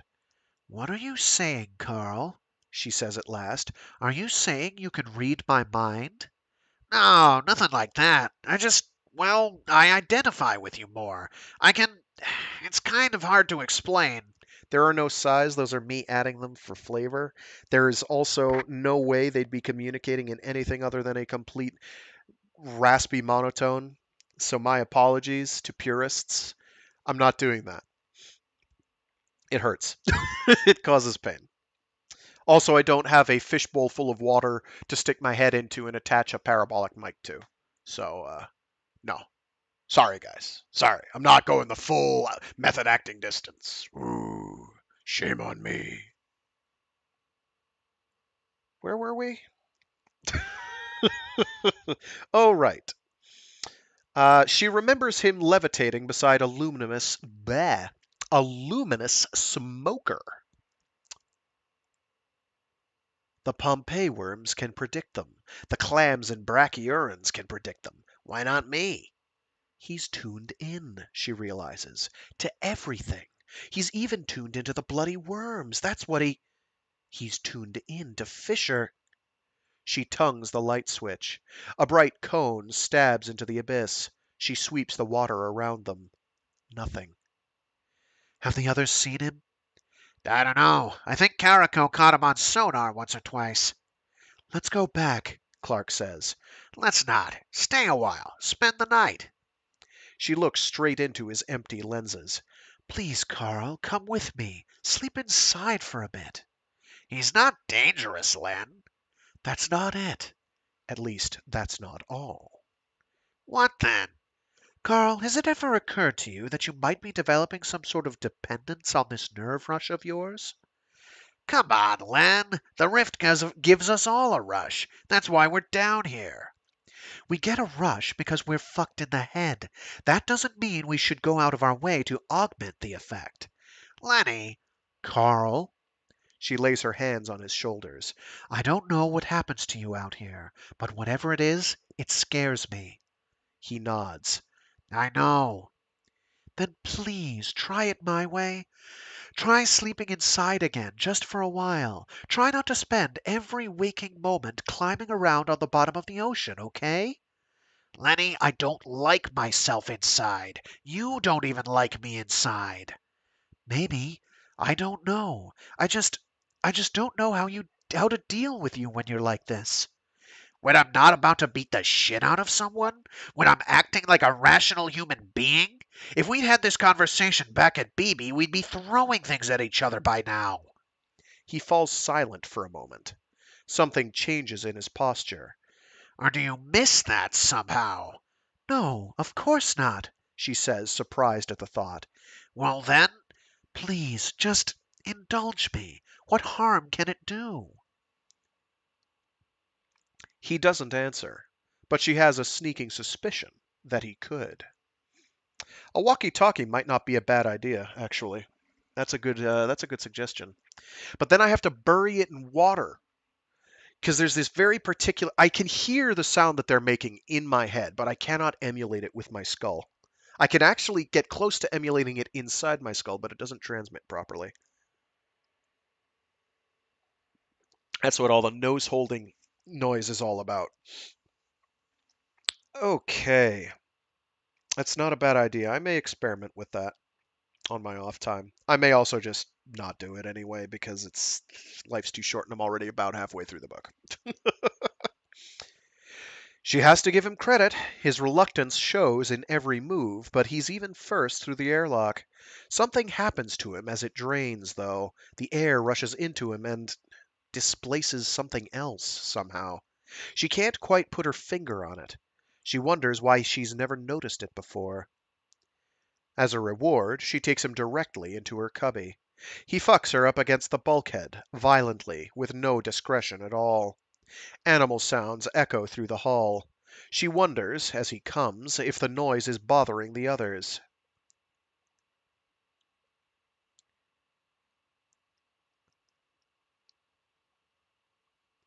have any of you, Acton says, thought about why things are so fucking grotty down here? It's a strange and wondrous occasion, as rare as a planetary conjunction. All the circadian clocks have drifted together for an hour or two, drawn everyone to dinner at the same time. Almost everyone. Lubin is nowhere to be seen. Not that he ever contributes much to the conversation, anyway. What do you mean? Karako says. What do you think I mean? Look around, for Christ's sake. Acton waves his arm, standing in taking in the lounge. The place is barely big enough to stand up in. Everywhere you look, there's fucking pipes and cables. It's like living in a service closet. Brander frowns around a mouthful of rehydrated potato. They were on a very strict schedule, Nakata suggests. It was important to get everything online as quickly as possible. Perhaps they just didn't have time to make everything as cushy as they could have. Acton snorts. Come on, Alice. How much extra time would it take to program the blueprints for decent headroom? I feel a conspiracy theory coming on, Brander remarks. So go on, Carl. Why is the GA going out of its way to make us bump our heads all the time? They breeding us for short height, maybe, so we'll eat less? Lenny Clark feels Acton tensing. It's like a small shockwave pushed out by his clenching muscles, a pulse of tension that ripples through the air and breaks against her skin. She rests one calming hand casually on his thigh, under the table. It's a calculated risk, of course. It would piss him off even more if Acton thought he was being patronized. This time he relaxes a little. I think they're trying to keep us off balance. I think they deliberately designed BB to stress us out. Why? Karako again, tense but civil. Because it gives them an advantage. The more time we spend being on edge, the less time we have to think about what we could do to them if we really wanted to. And what's that? Use your head, Judy. We could black out the grid from Charlotte's down to Portland. They just switch feeds, Brander says. There are other deep stations. Yeah, and they're all staffed by people just like us. Acton slaps the table with one hand. Come on, you guys. They don't want us down here. They hate us. We're sickos that beat up our wives and eat our babies for breakfast. If it weren't for the fact that anyone else would flip out down here. Clark shakes her head. But they could get us out of the loop completely if they wanted. Just automate everything. Hallelujah! Acton brings his hands together in sarcastic applause. The woman's got it at last! That is me bashing a book, not my hand. Oops. Brander leans back in his chair. Give it a rest, Acton. Haven't you ever worked for the GA before? You ever worked for any sort of bureaucracy? Acton's gaze swivels, locks on to the other man. What's your point? Brander looks back with a hint of a sneer on his face. My point, Carl, is that you're reading way too much into this. So they made the ceilings too low. So their interior decorator's not worth shit. So what else is new? The GA just isn't that scared of you. He takes in Beebe with a wave of his arm. This isn't some subtle psychological war. Beebe was just designed by incompetent bozos. Brander stands up, takes his plate to the galley. If you don't like the headroom, stay outside. Acton looks at Lenny Clark, his face utterly devoid of expression. Oh, I'd like to. Believe me.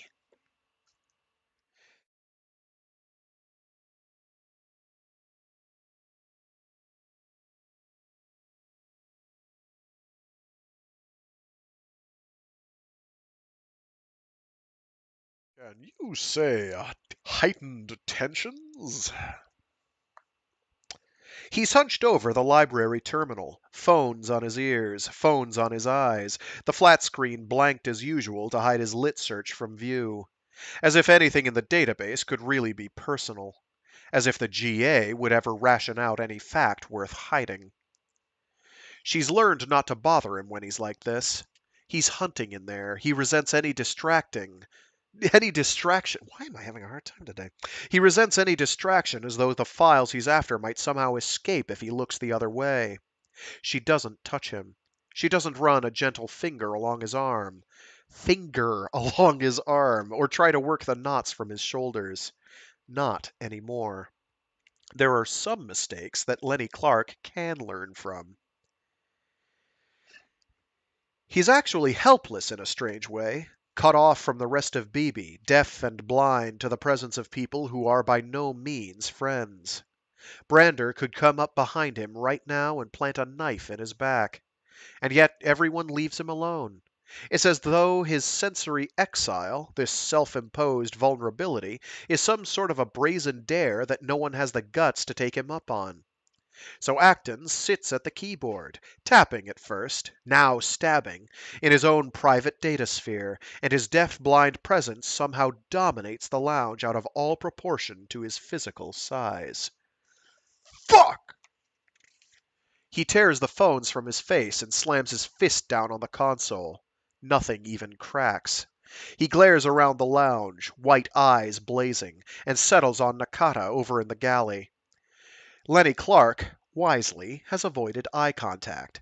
This database is fucking ancient. They stick us down this fucking black anus for months at a time, and they don't even give us a link to the net. Nakata spreads her hands. The net's infected, she says nervously. They send us scrub downloads every month or so. I fucking know that. Acton's voice is suddenly, ominously calm. Nakata takes the hint and falls silent. He stands up. The whole room seems to shrink down around him. I gotta get out of here, he says at last. He takes a step towards the ladder, glances at Clark. Coming? She shakes her head. Suit yourself.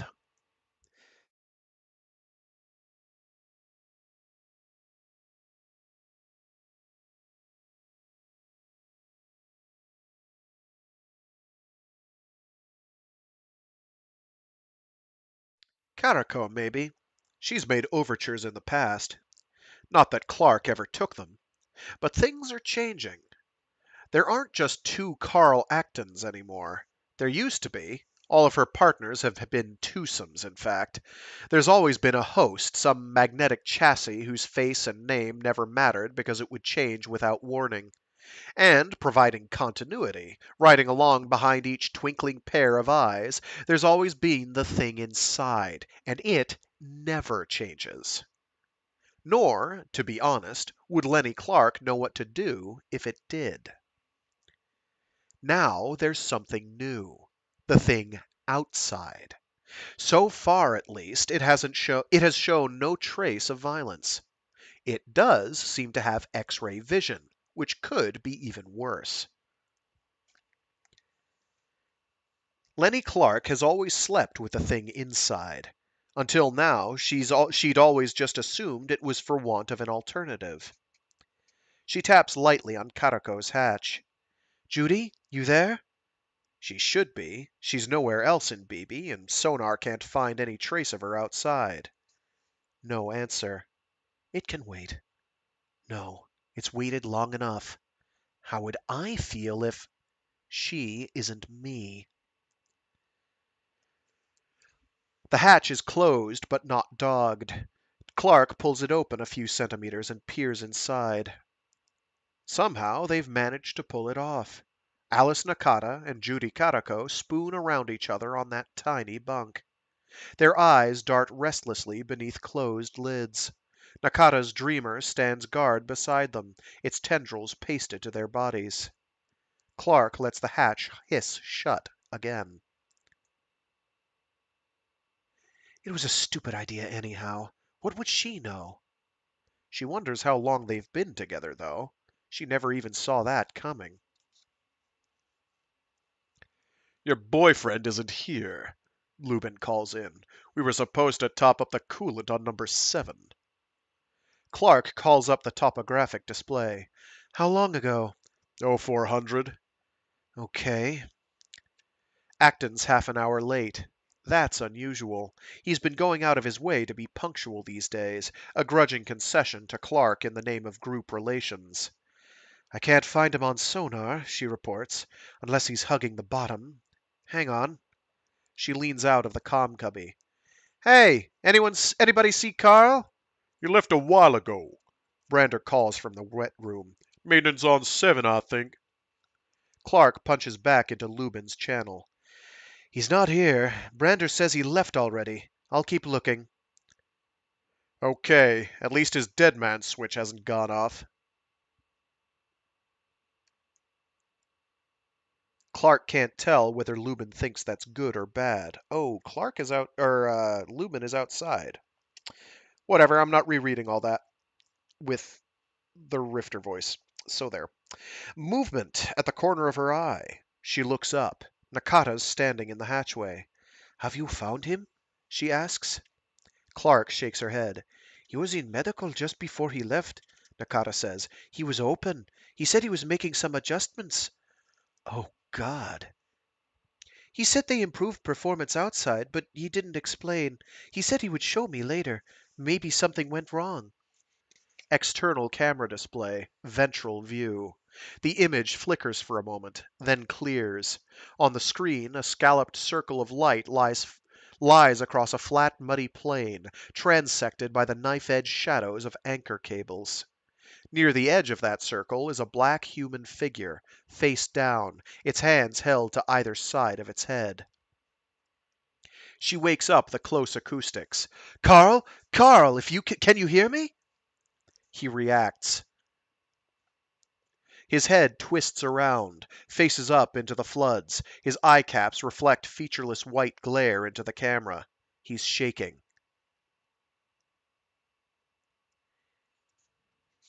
His vocoder, Nakata says. There's sound coming from the speaker, soft, repetitive, mechanical. It's stuttering. Clark's already in the wet room. She knows what Acton's vocoder is saying. She knows because the same word is repeating over and over and over in her own head. No, no, no, no, no.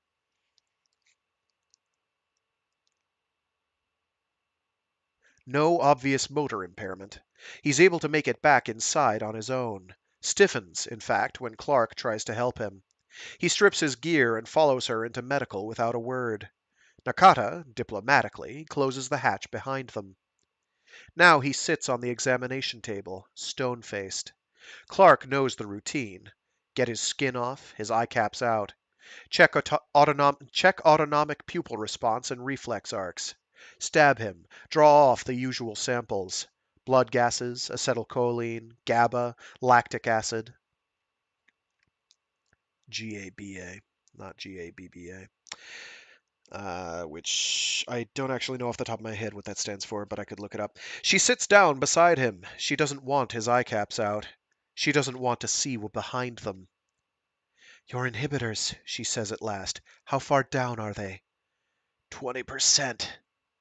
Well, she tries for a light touch. At least we know your limit now. Just nudge them back up to normal. Almost imperceptibly, he shakes his head. Why not?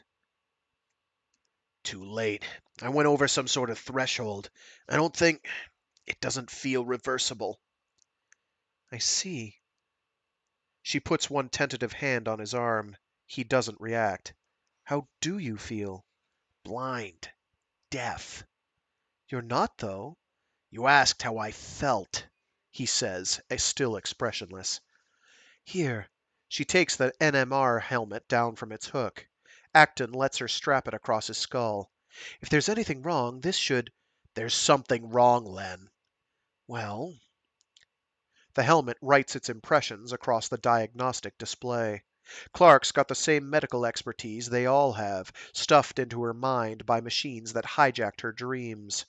Still, the raw data mean nothing to her. It's almost a minute before the display prints out an executive summary. Your synaptic calcium's way down. She's careful not to show her relief. Makes sense, I guess. Your neurons fire too often. Eventually they run out of something. He looks at the screen, saying nothing. Carl, it's okay. She leans toward his ear, one hand on his shoulder. It'll fix itself. Just put your inhibitors back up to normal. Demand goes down, supply keeps up. No harm done. He shakes his head again. Won't work. Carl, look at the readout. You're going to be fine. Please don't touch me, he says, not moving at all.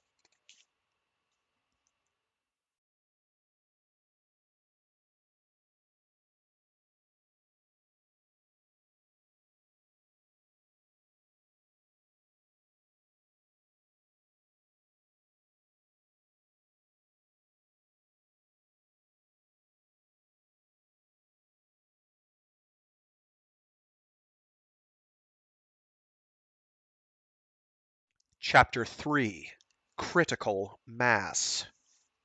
She catches a glimpse of Fist before it hits her eye.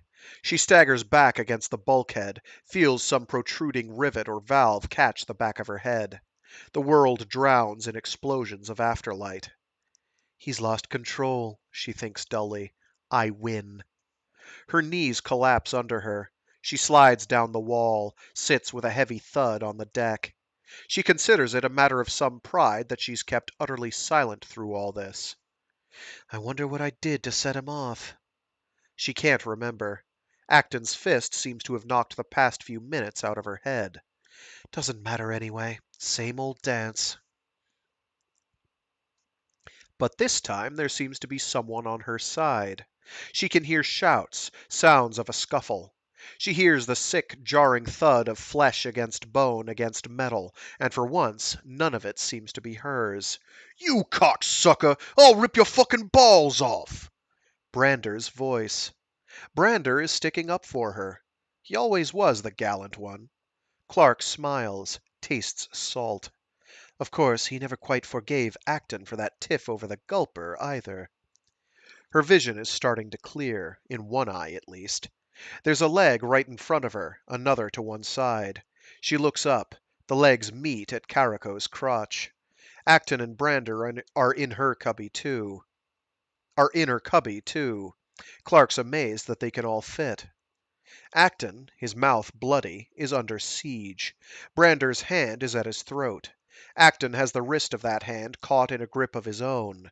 While Clark watches, his other arm lashes out and glances off Brander's jaw. "Stop it," she mumbles. Caraco hits Acton's temple twice in rapid succession. Acton's head snaps sideways, snarls, but he doesn't release his grip on Brander. "I said stop it!" This time they hear her. The struggle slows, pauses. Fists remain poised, no holds break, but they're all looking at her now. Even Acton. Clark looks up into his eyes, looks behind them. She can see nothing staring back but Acton himself. "You were there before," she remembers. "I'm almost sure of it. Count on you to get Acton into a losing fight and then bugger off." She braces herself against the bulkhead and pushes slowly erect. Caraco moves aside, helps her up. "I'm flattered by all the attention, folks," Clark says, "and I want to thank you for stopping by, but I think we can handle this on our own from here on in." Caraco puts a protective hand on her shoulder. "You don't have to put up with this shit." Her eyes, somehow venomous through the shielding, are still locked on Acton. "None of us do." One corner of Acton's mouth pulls back in a small, bloody sneer. Clark endures Caraco's touch without flinching. "I know that, and thanks for stepping in, but please, just leave us alone for a while." Brander doesn't loosen his grip on Acton's throat. I don't think that's a very good. "Will you get your fucking hands off him and leave him alone?" They back off. Clark glares after them, dogs the hatch to keep them out. "Goddamn nosy neighbors," she grumbles, turning back to Acton. His body sags in the sudden privacy, all the anger and bravado evaporating as she watches. "Want to tell me why you're being such an asshole?" she says. Acton collapses on her pallet. He stares at the deck, avoiding her eyes. "Don't you know when you're being fucked over?" Clark sits down beside him. "Sure, getting punched out is pretty much a giveaway." "I'm trying to help you. I'm trying to help all of you." He turns and hugs her, body shaking, cheek pressed against hers, face aimed at the bulkhead behind her shoulder. "Oh God, Letty, I'm so sorry. You're the last person in the whole fucking world I want to hurt." She strokes him without speaking. She knows he means it. They always do. She still can't bring herself to blame any of them. He thinks he's alone in there. He thinks it's all his own doing. Briefly, an impossible thought. Maybe it is. "I can't go on with this," he says, "staying inside." "It'll get better, Carl. It's always hard at first." "Oh, God, Len, you don't have a clue. You still think I'm some sort of junkie."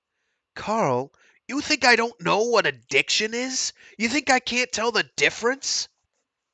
She doesn't answer. He manages a small, sad laugh. "I'm losing it, Len. You're forcing me to lose it. Why in God's name do you want me this way?" "Because this is who you are, Carl. Outside isn't you. Outside's a distortion."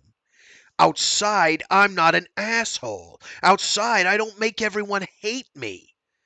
"No." She hugs him.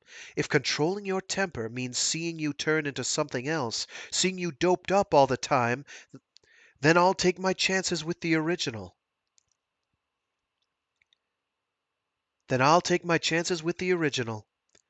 Acton looks at her. "I hate this. Jesus Christ, Len. Won't you ever get tired of people who kick the shit out of you?" "That's a really nasty thing to say," she remarks quietly. "I don't think so. I can remember some things I saw out there, Len. It's like you need I mean, God, Lenny, there's so much hate in all of you.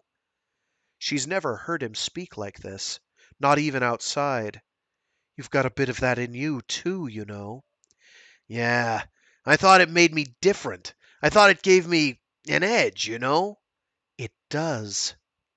He shakes his head. Oh, no, not next to you. Don't underrate yourself. You don't see me trying to take on the whole station.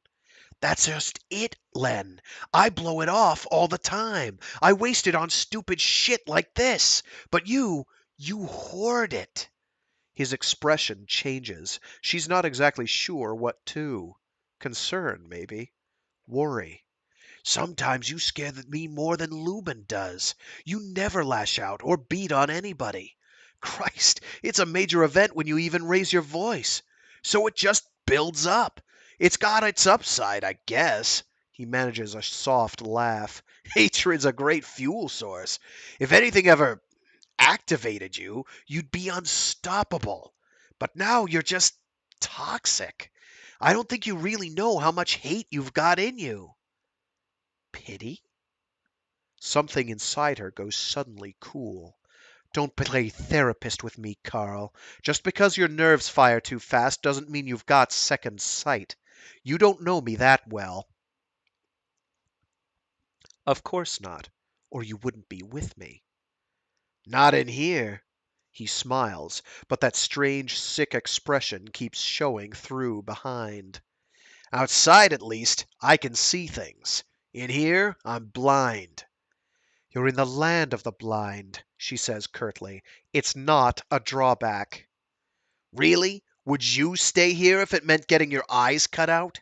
Would you stay someplace that rotted your brain out piece by piece, turned you from a human being into a fucking monkey? Clark considers. If I was a monkey to begin with, maybe. Uh-oh, sounded too flippant by half, didn't I? Acton looks at her for a moment. Something else does, too, drowsily, with one eye open. At least I don't get my endorphins by playing victim, he says slowly. You should really be a bit more careful who you choose to look down on. And you, Clark replies, should save the pious lectures for those rare occasions when you actually know what you're talking about. He rises off the bed and glares at her, fists carefully unclenched. Clark does not move. She feels her whole body hardening from the inside out. She deliberately lifts her head until she's looking straight into Acton's hooded eyes. It's in there now, fully awake. She can't see Acton at all anymore. Everything's back to normal. Don't even try, she says. I gave you a couple of shots for old time's sake, but if you lay a hand on me again, I swear I'll fucking kill you. She marvels inwardly at the strength in her voice. It sounds like iron. They stare at each other for an endless moment. Acton's body turns on its heel and undogs the latch. Clark watches it step out of the cubby. Karako, waiting in the corridor, lets it by without a word. Clark holds herself utterly still until she hears the lock beginning to cycle. He didn't call my bluff. Except this time, she's not sure that's all it was.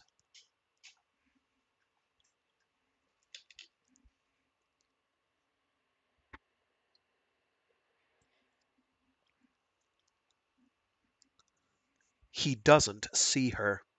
It's been days since they've said anything to each other. Even their shift schedules have diverged. Tonight, as she was trying to sleep, she heard him come out of the abyss again and climb up into the lounge like some invading sea creature.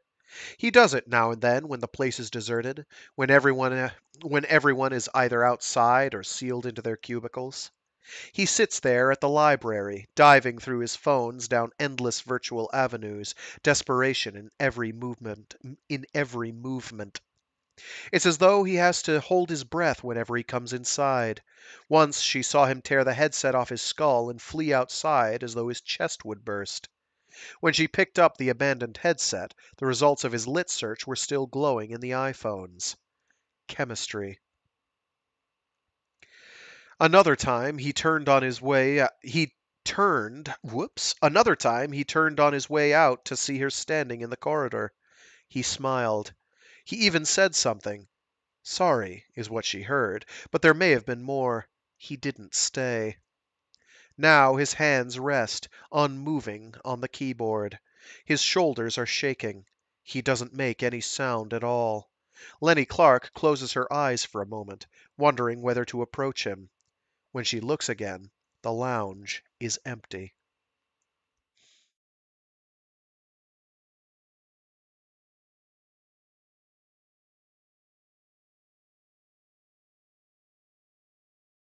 She can tell exactly where he's going.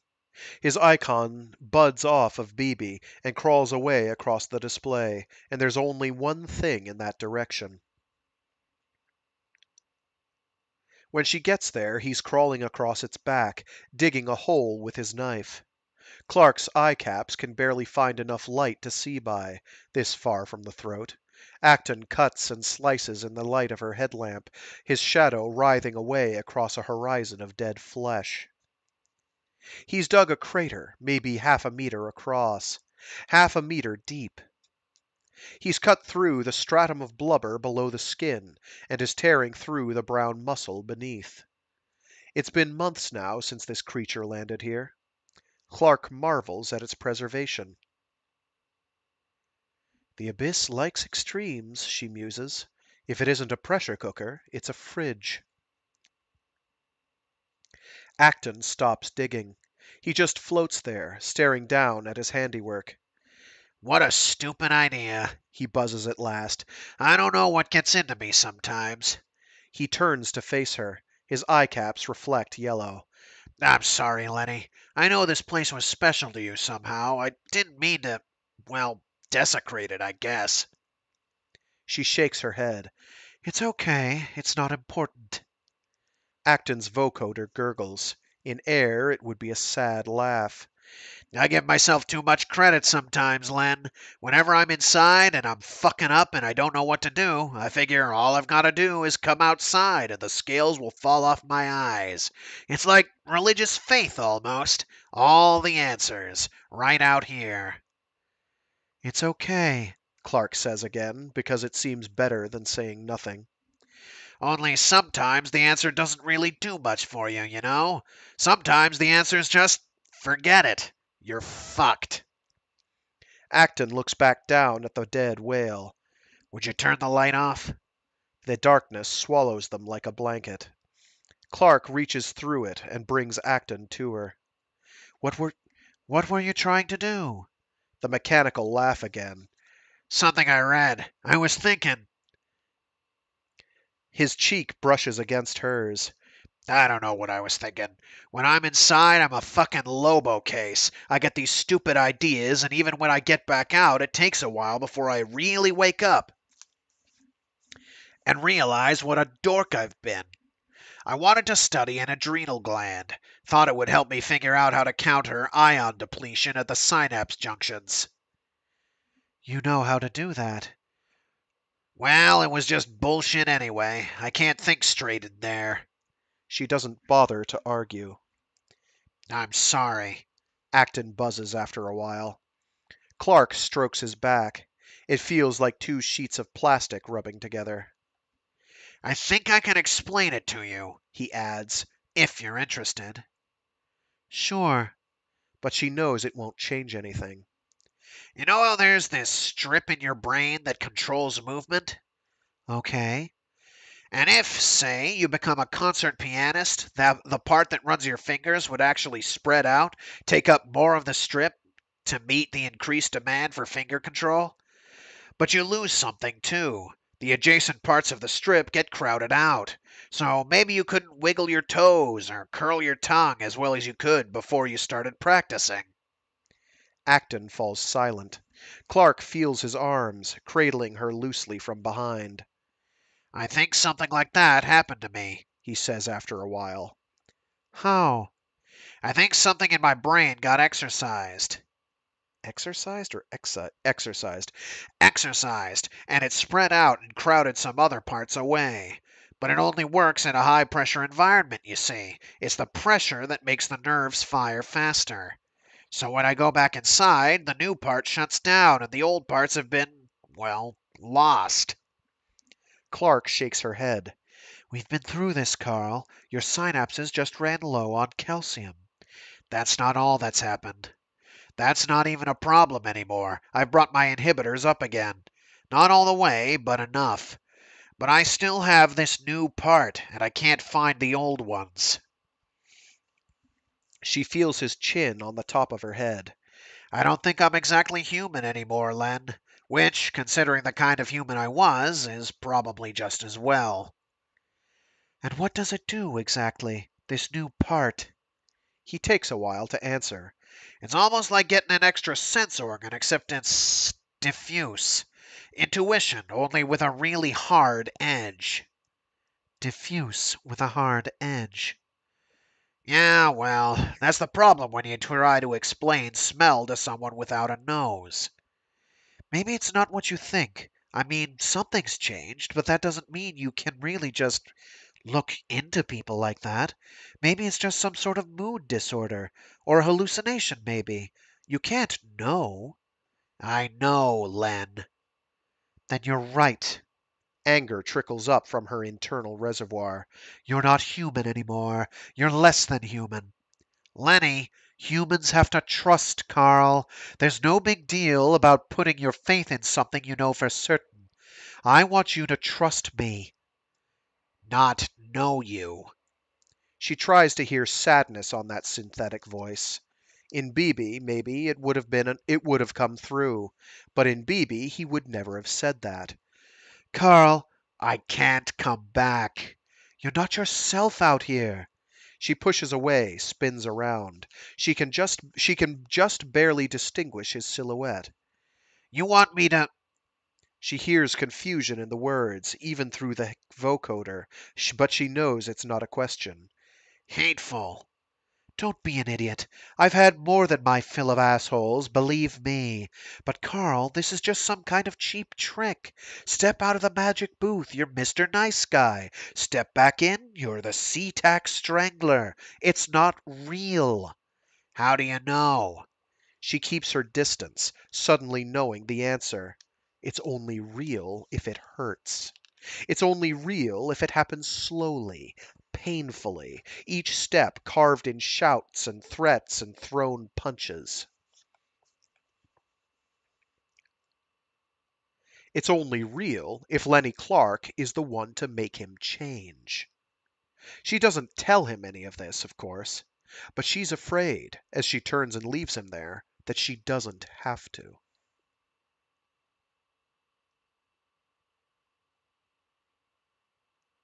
She comes instantly out of sleep, tense and completely alert. There's darkness. The lights are off. She's even blanked the readouts on the wall.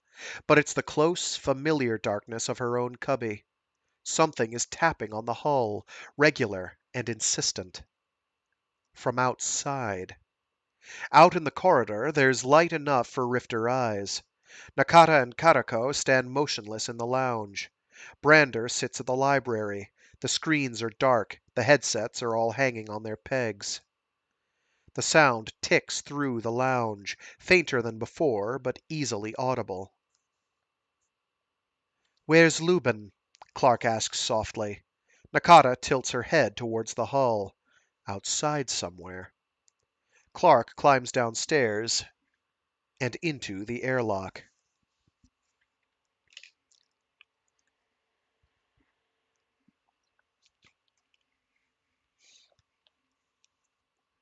We thought you'd gone over, she says, like Fisher. They float between BB and the sea floor. Ah! Sorry about that. I had a network hiccup. Let's see if everything reconnects.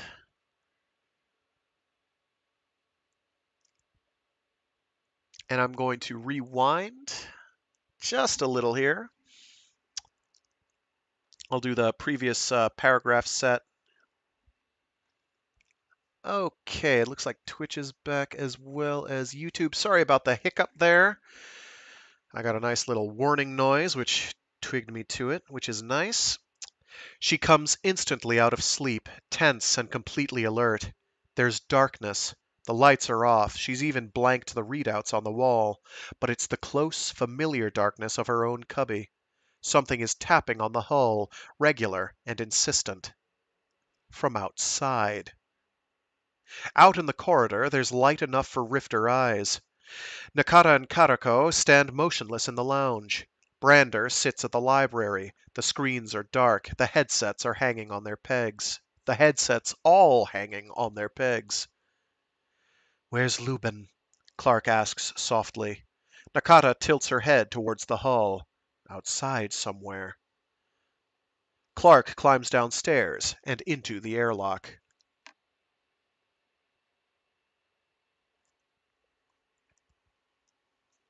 We thought you'd gone over, she says, like Fischer. They float between BB and the sea floor. Clark reaches out to him. Acton reaches back. How long has it been?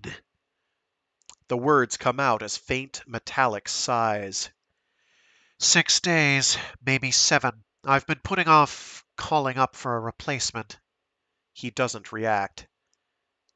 We saw you on sonar sometimes, she adds. For a while. Then you disappeared. Silence. Did you get lost? She asks after a while. Yeah. But you're back now. No. Carl. I need you to promise me something, Lenny. What? Promise you'll do what I did. The others, too. They'll listen to you. You know I can't. 5%, Lenny. Maybe 10. If you keep it that low, you'll do okay. Promise? Promise. Why, Carl? Because I wasn't wrong about everything. Because sooner or later they're going to have to get rid of you, and you need every edge you can get. Come inside. We can talk about it inside. Everyone's there.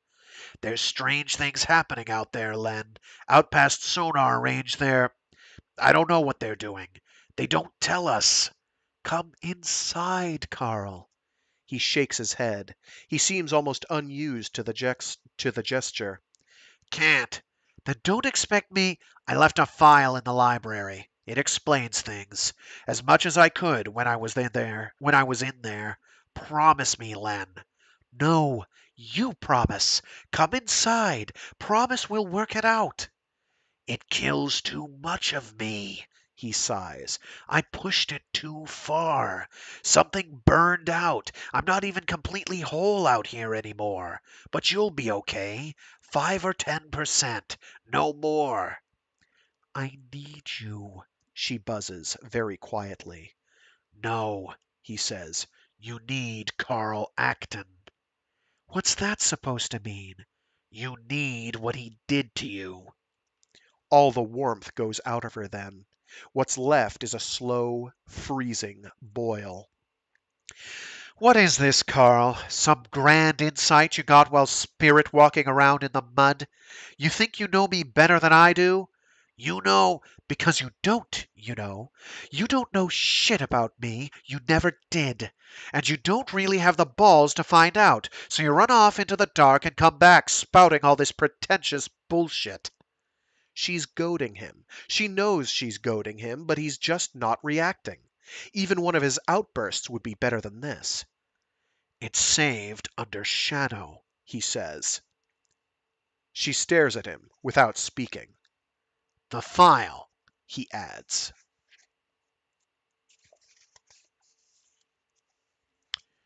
What's wrong with you? She's beating at him now, pounding as hard as she can, but he's not hitting back. He's not even defending himself, for Christ's sakes. Why don't you fight back, asshole? Why don't you just get it over with? Just beat the shit out of me until the guilt covers us both, and we'll promise never to do it again, and... But even anger deserts her now. The inertia of her attack pushes them away from each other. She catches herself on an anchor cable. A starfish, wrapped around the line, reaches blindly out to touch her with the tip of one arm. Acton continues to drift. Stay, she says. He breaks and holds position without answering, dim and gray and distant. There are so many things denied her out here. She can't cry. She can't even close her eyes. So she stares at the sea bed, watches her own shadow stretch off into the darkness. Why are you doing this? She asks, exhausted, and wonders who she meant the question for.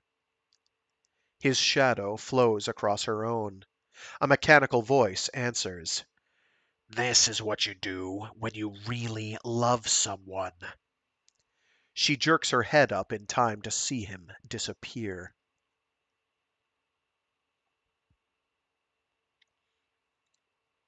Bibi's quiet when she returns. The wet slap of her feet on the deck is the only sound. She climbs into the lounge and finds it empty. She takes a step towards the corridor that leads to her cubby. Stops.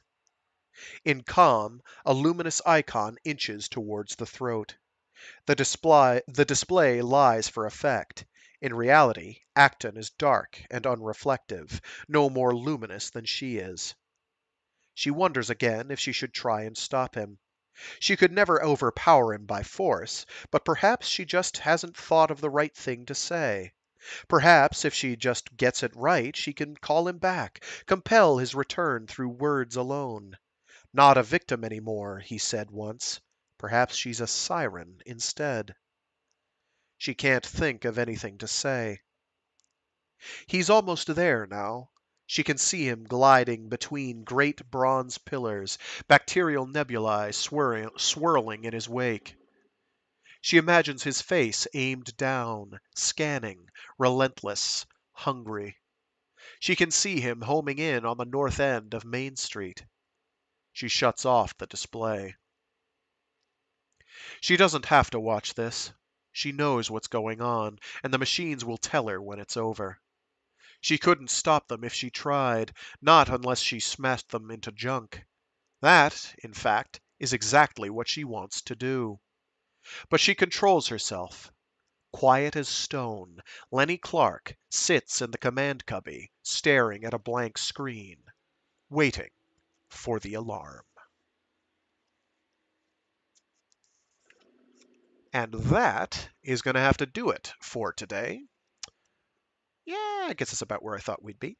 Let's see. How far will part 4 be? Part 4B. Where are you? How long are you? Next time we get introduced to another individual. We get more depth on the Dr. Eve Scanlon. Scanlon! Wow, this is actually a very, very long segment. Okay. I can make that work. It's going to be friggin' long. Next week is going to be friggin' long. Okay. And it'll be 7 parts because the last portion is like double that length. Wow. Okay. We'll deal with that when we get to it. We will cross that bridge when there is infrastructure to build said bridge and it doesn't just go nowhere. Alrighty, so yeah, thanks for tuning in to everyone who tuned in live. If you didn't tune in live, I do these every week on Free Read Fridays, starting at about noonish Eastern Standard Time, which reminds me the fall back thing for American clocks is happening soon. When is that? It's like in a week, I think, a week or two. It's soon. I will completely forget probably. So if it starts at 11, well, you know why. I won't forget. Probably. Probably I won't forget. So I do them live. Otherwise, you're probably listening to this on YouTube. At the end of every month, I generally get everything organized into its proper playlist. So just give me a week. Basically, just give me a week. I'll have it done next week. So you can listen to them in a nice, convenient section format. I am always open to criticism. Sometimes I won't respond to it, and sometimes I won't necessarily do anything about it, but I do take it. There's a guy, like half a month ago, who posted, "Man, this was really disappointing." About, I think, the Snow Crash one. Wish you could see how many downvotes there were, and I am tempted to respond to that individual saying, "You know what, dude? Me too. Any data and feedback is better than none." So feedback's appreciated. I do other streams throughout the week. I've got a Mecha Mondays stream where I do something giant robot related or mecha adjacent. This week, this Monday is Halloween. I've got something special planned for that, nice and Halloweeny with giant robots. So very cool. Look forward to that old PS1 game called Super Griffin VF9. If you know, you know. If you don't know, well, you're about to find out. Clunky and jank, but think survival horror in the mode of, say, your Silent Hill. Well, actually, it's more actiony than Silent Hill, so say Resident Evil, but from more of a not the weird isometric perspective, and in a giant robot on the moon. So awesome. So definitely check that out. I do also, normally I do a Warframe Wednesdays stream, but this week I couldn't. Next week I won't be. Basically the next month or so, I'm probably not going to be able to because a bunch of scheduling conflicts have popped up. Snow Crash is how I found your stream. I am not overly shocked by that because it's Snow Crash. It's an actual popular book that people care about and read. So yeah, it got views. Those, I think, to date have the highest view count of any of my stuff, which is, except for that one time that the algorithm worked in my favor, I think via Twitch, which got some silly amount of mind share. Possibly we will get more people when I read Jeff Vandermeer. I think he's relatively popular. I'll also probably get around to doing some Frank Herbert, so more Frank Herbert. I don't think I'll be doing Dune per se, mostly because other people have done that far better than I ever will, and I will always judge myself according to that metric. There are some really good audiobook recordings for Dune. I mean, wow. Yikes. Like, yikes. Other popular authors I could do. Let's see, gosh. Ian M. Banks. Ian Banks I could do. I imagine he's a crowd pleaser. I've also got some Alistair Reynolds I want to do. And oh, what's that one? Who's that guy? That's another cool sort of almost like Ian M. Banks space opera, but slightly less optimistic. Oh, what's his name? What's his name? I can see the book from here. I just can't read the title because it's too far away, and I don't have my glasses on. Nice, sick, spectacular. Um, anyway. Options. I have nothing but. But the next several months are going to be taken up with doing this Rifters trilogy, and again, I should start putting in a warning that unpleasant things happen to people who don't necessarily deserve it, and some who do. And it is fairly graphic depictions thereof, and it's fairly edgy. Most of the edge and horror and whatnot and grimness in the Rifters trilogy is kind of overt, whereas Blind Sight is more of an existential horror, where it's like, oh, the implications are what are really brutal and graphic here, as opposed to here, where just brutal and horrible things happen to people. More of that later, less of it here.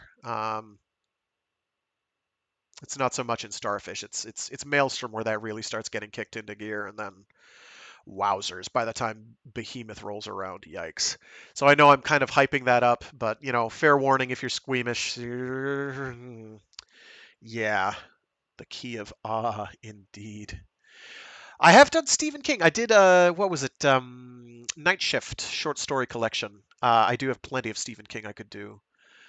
Maybe if I do get around to doing an H.P. Lovecraft read through, because I've got a fairly complete H.P. Lovecraft collection. I don't think it's perfect, but between like 3 or 4 volumes. I think I've got most of everything he did, one of which has the majority and then goes from there. I've also toyed with the idea, because I have a complete collection of William Shakespeare's plays. I have toyed loosely with the idea of doing some of those, just as a big change of pace. Because most of my stuff, longtime listeners know that 90% of the time, 99% of the time, I'm doing skiffy. I'm doing sci-fi. Because that's what a huge chunk of this is stuff I can see reading to other people is, and I kind of want to break out of that mold. I'm perfectly content to stay in the mold. It's very comfortable, but I think the Southern Reach trilogy probably verges on that, breaking out of that mold, because while it's, I guess, technically science fiction, it's more of a it's closer to a darker, more lyrical horror fantasy type thing, kind of. There's still science. It's weird. It's weird. It'll make sense when we get into it. You'll know what I mean if you haven't read it yet. It's a whole thing. Wow, way to be dismissive and completely underline your point, undercut your point. There's also some comics I want to read aloud. I want to figure out a way of doing that works. I need to find some material that's easily workable for that.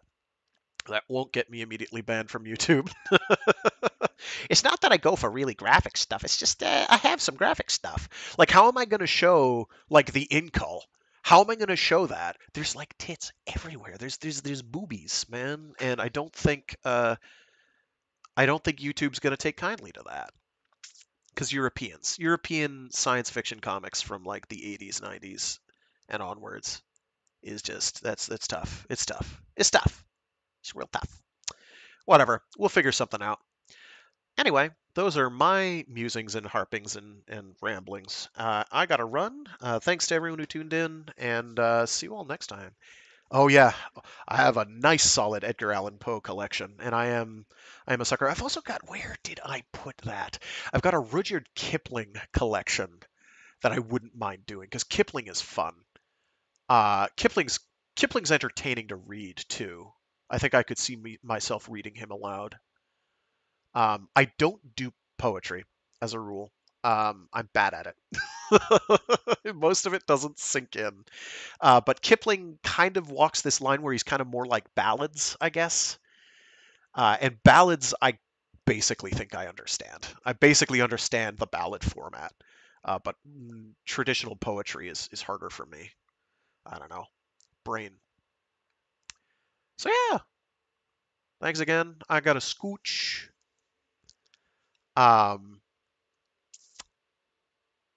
See you all next time. I will be parochial school, and Priest used to read us the Gold Bug. Oh, a good choice. A good choice. Where's my copy of the Just So stories? Those are fun too. They haven't aged super well, probably. Then again, neither is Hemingway. So what can you do? Neither is a bunch of the stuff I've read. Like the Heinlein I do? Wow. Heinlein's tough. Heinlein's tough. That's why I'm probably not going to do Stranger in a Strange Land, because yikes! Yikes! That's a that'll need that'll need disclaimers, like big red letters. Incidentally, the person reading this aloud to you doesn't necessarily think all this stuff is okay. It's kind of weird. It's kind of not. But it's just a science fiction story. Don't get so worked up. The MST3K mantra. Just repeat to yourself, it's just a story, and you should really just relax. Alrighty, with that, I'm going to run. Thanks again. Bye. I've rambled long enough. Stay safe, stay sane, and be decent to each other. It's a gorgeous day today after a week of rain. See you all later.